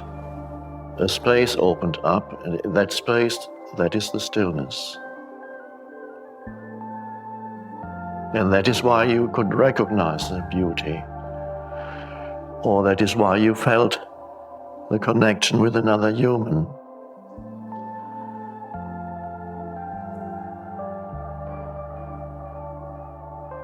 Or a simple aliveness arose.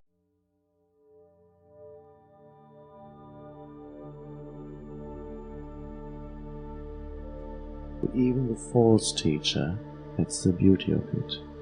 Because the false teacher means there's ego, and it perhaps draws your ego. And you'll be learning something about ego. Suffering will arise sooner or later, and you will be learning exactly what you need to learn.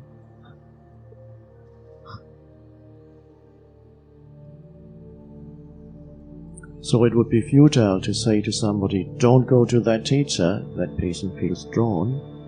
Learn what you have to learn there.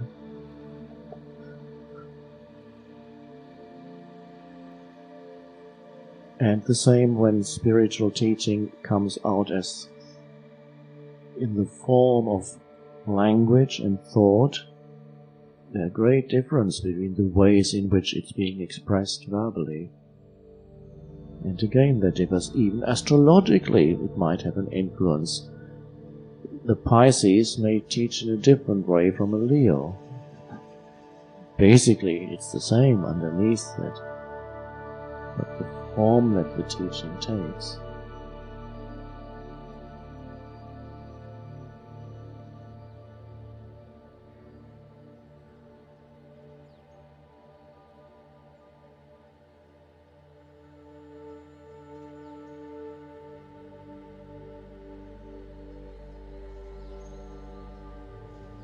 When one is enlightened, awake, as you are, does the pain body still exist? Do you have one?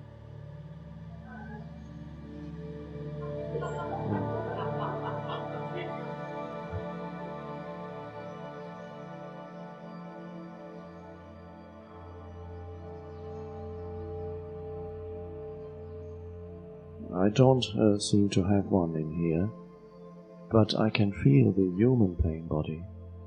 And sometimes I feel it so much, the collective pain body, that I cry. I can feel that the pain that is in the collective field, the collective unconscious of humanity. And so it happens sometimes that I cry, and then if somebody sees me, they might think, oh, you must have a pain body. In a way I do, because there's still this physical form.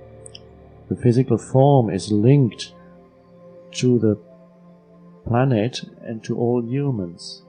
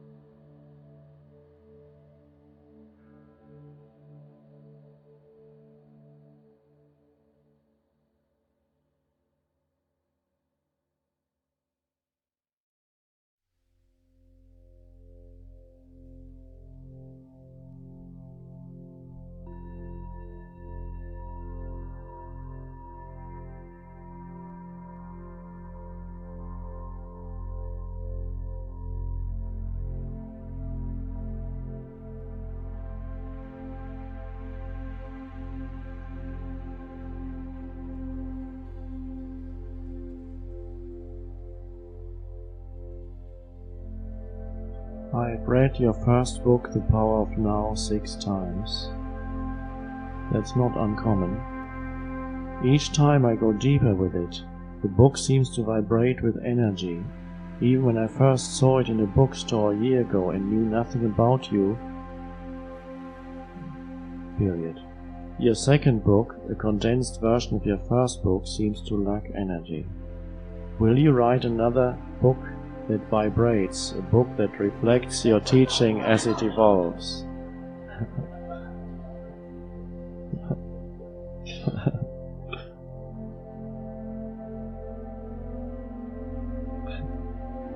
It's true that it contains, as all spiritual writings do that come straight from presence, they contain an energy field that goes far beyond the words or the informational value of the words.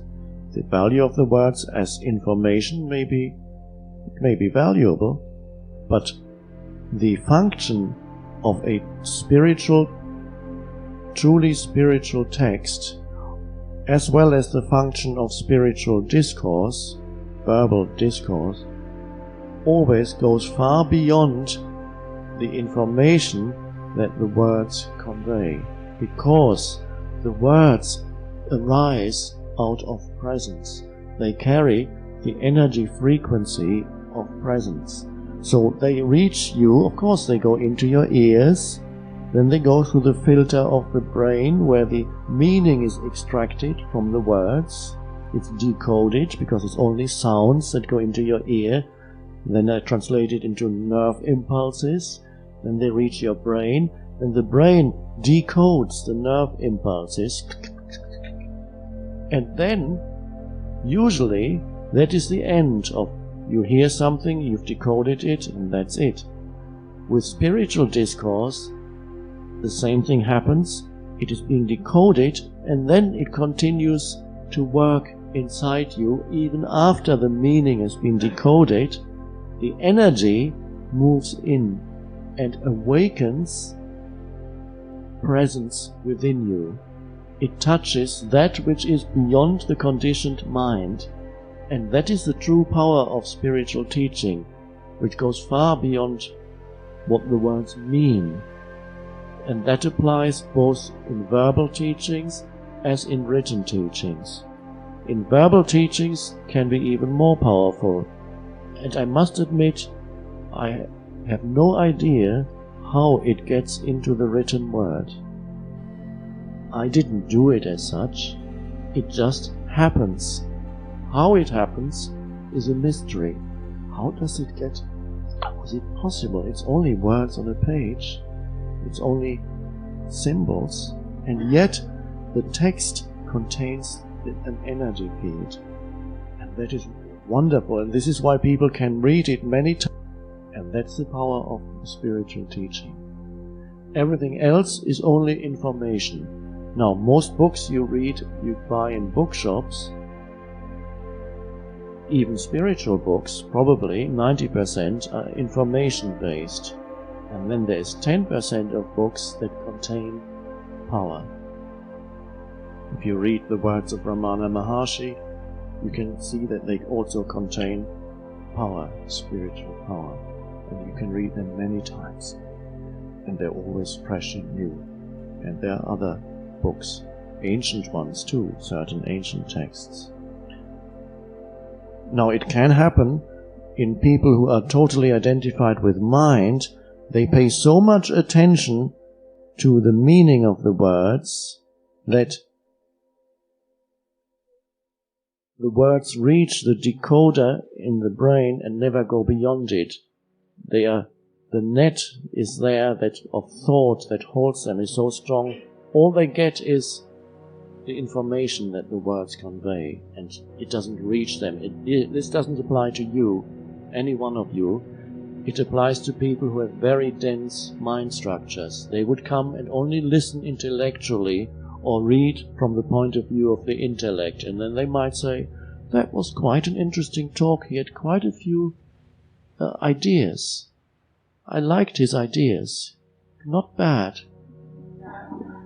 Now, what's the next thing? Where's the next book?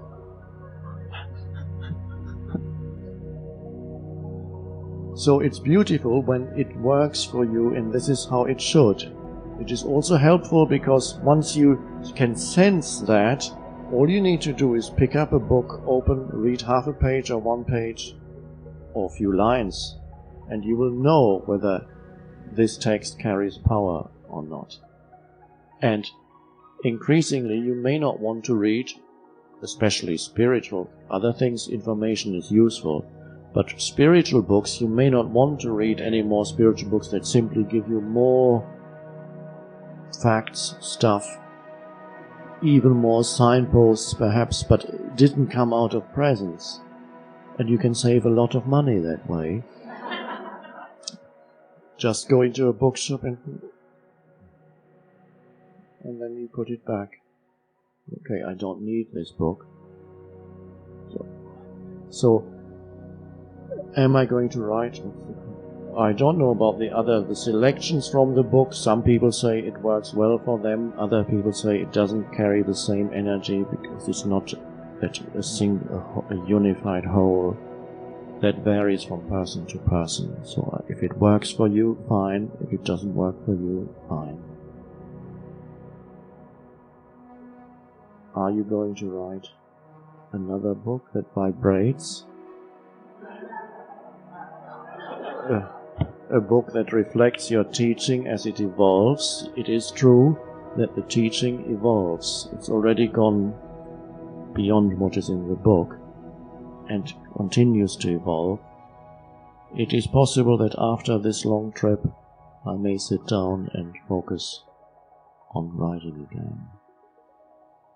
And some people are preparing edited transcripts of talks and retreat talks, and so I'm going to look at that, and that may become the basis for a new book, which, if it works, is also going to vibrate. Let me know if it vibrates.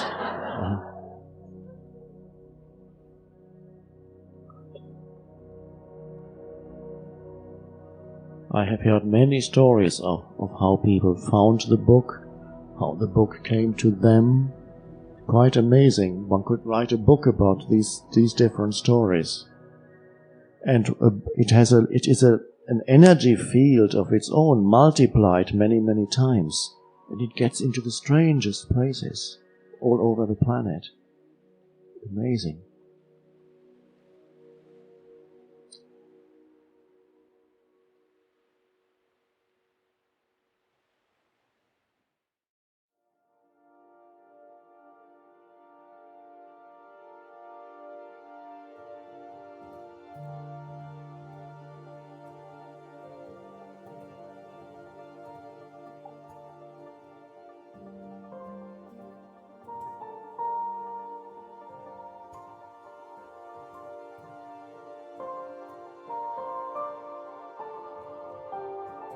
How can I free myself from my enormous desire and longing for a spiritual love relationship with a man?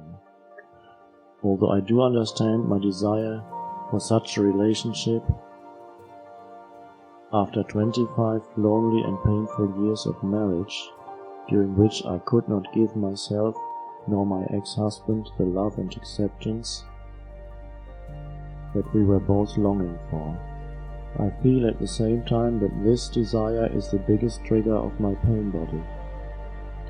Even during this beautiful retreat, my pain body is sometimes active. For this reason, I'm aware of that. Since a long, long time, I feel a huge attraction towards a man. I hardly talked with him. I feel a strong attraction towards a man. I hardly talked with him because this attraction freezes me and makes me feel uncomfortable, because it feels almost unspiritual to have this earthly longing. Anyhow, these are the moments which keep me away from the now. Help needed. In brackets, haha. I'm very grateful to be with you. Thank you.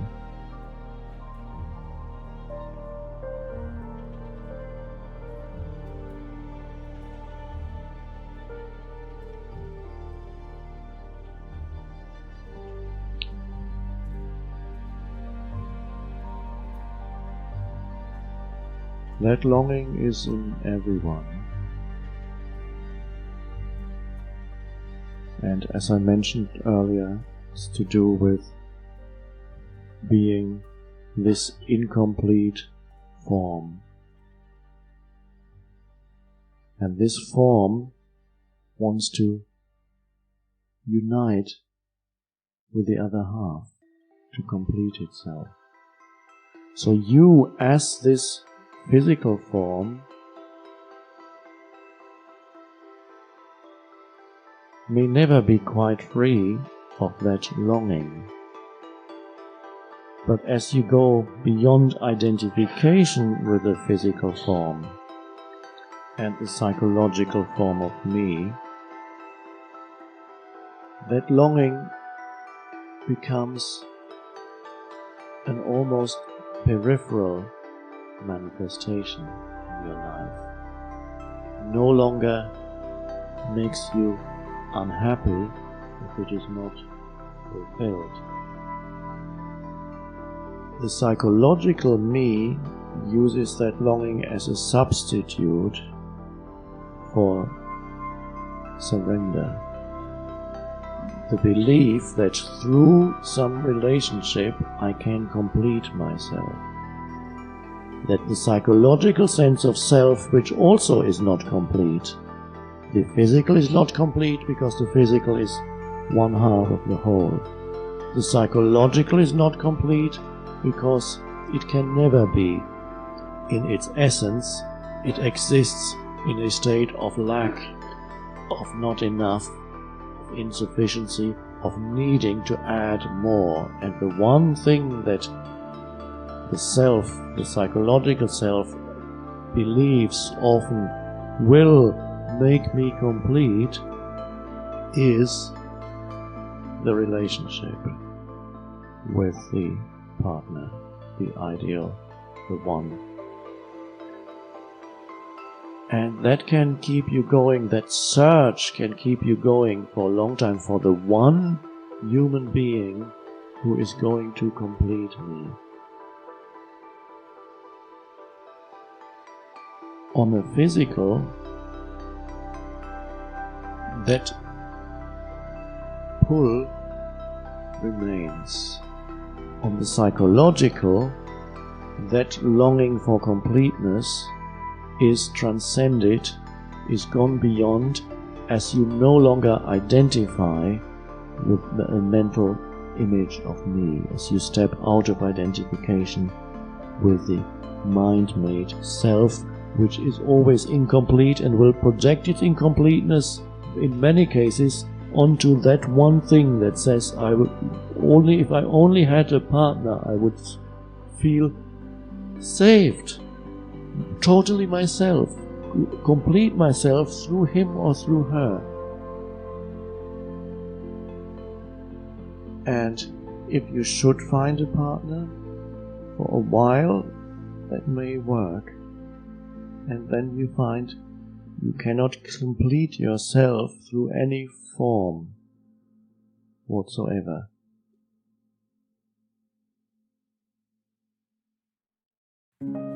So what leaves you through surrender to what is, and which in your case might mean the feeling of great lack, the feeling of aloneness, the longing for him, you may not know who. There's this great lack at the center of your being. And what do you do with that? That feeling of loneliness? If you're not vigilant, it becomes mind movements. It adds more to the story of the incomplete me who needs. You can think about it, project, imagine, and that only strengthens that. But if you allow what you feel to be there, the loneliness, let's say it's called loneliness. Feel it, don't resist it.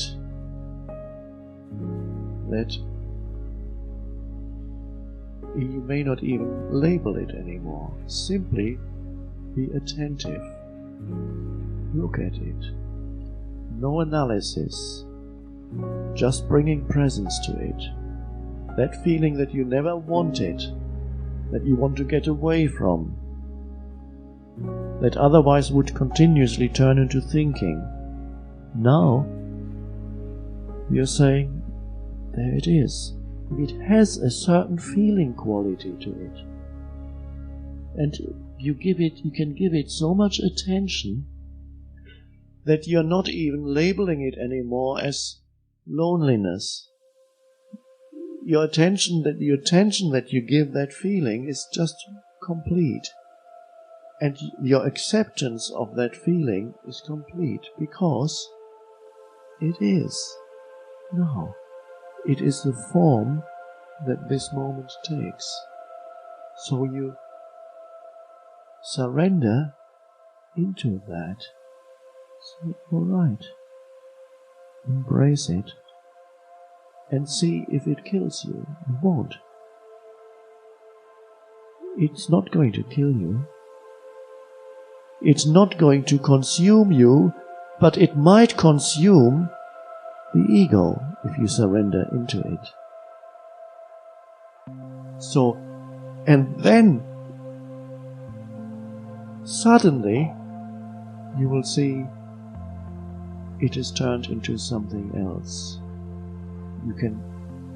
I don't want to put any ideas into your head and say this is what it's going to turn into.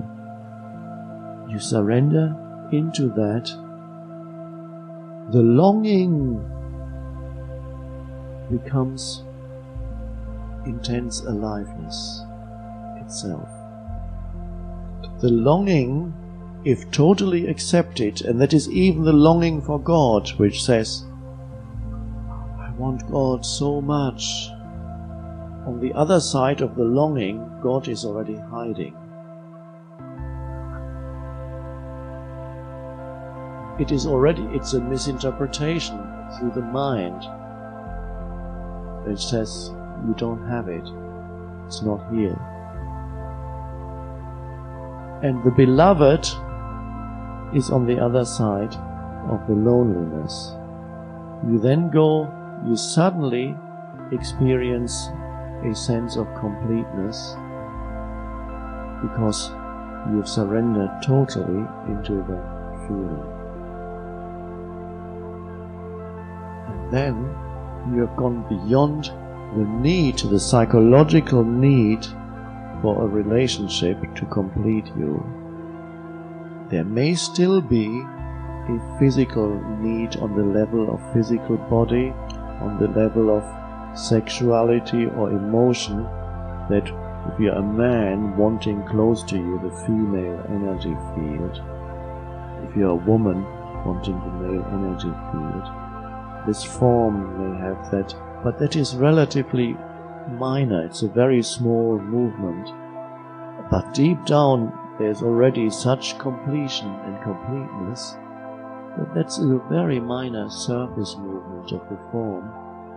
It doesn't make you unhappy anymore. And then it is quite possible that you meet someone because you don't need him anymore.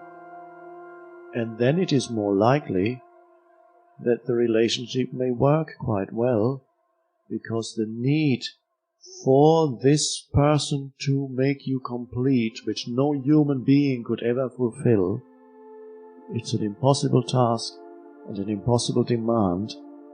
Every human being will fail, will not make you complete. So the need and the demand that this human being should provide that completion for you isn't there anymore.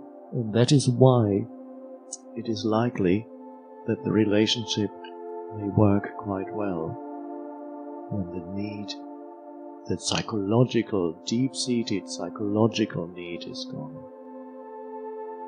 Then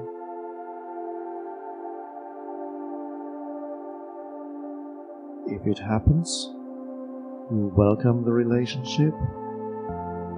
If it doesn't happen, it's fine too, it's beautiful too.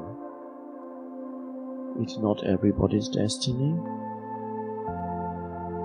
That's beautiful too, to be alone. Solitude is beautiful. Loneliness is not. Solitude is to be alone and to be surrendered into that aloneness. Solitude, even sacred. Loneliness is to be alone and hate it, not wanting this. When you surrender into aloneness, it becomes solitude, and solitude even becomes more than that. It becomes a deep sense of connectedness with being itself. Because you had really been looking for God through somebody else. And it's only through surrender that you can find God. So this is your spiritual practice, to work with that. Not to find Him, that's not your spiritual practice.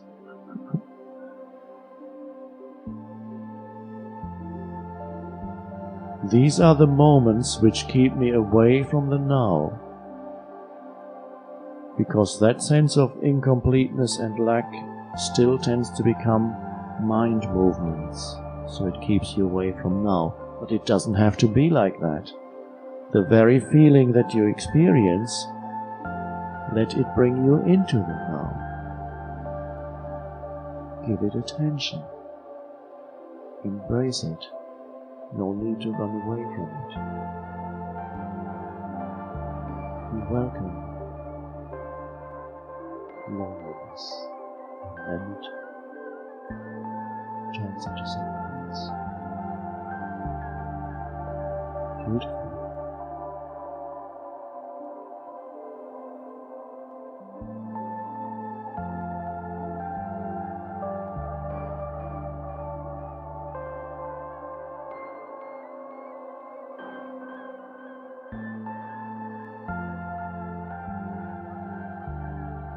We may have some more questions next time we meet. Maybe also one or two verbal questions if people prefer that. Gradually questions accumulate. I keep them all. I have a huge collection of questions.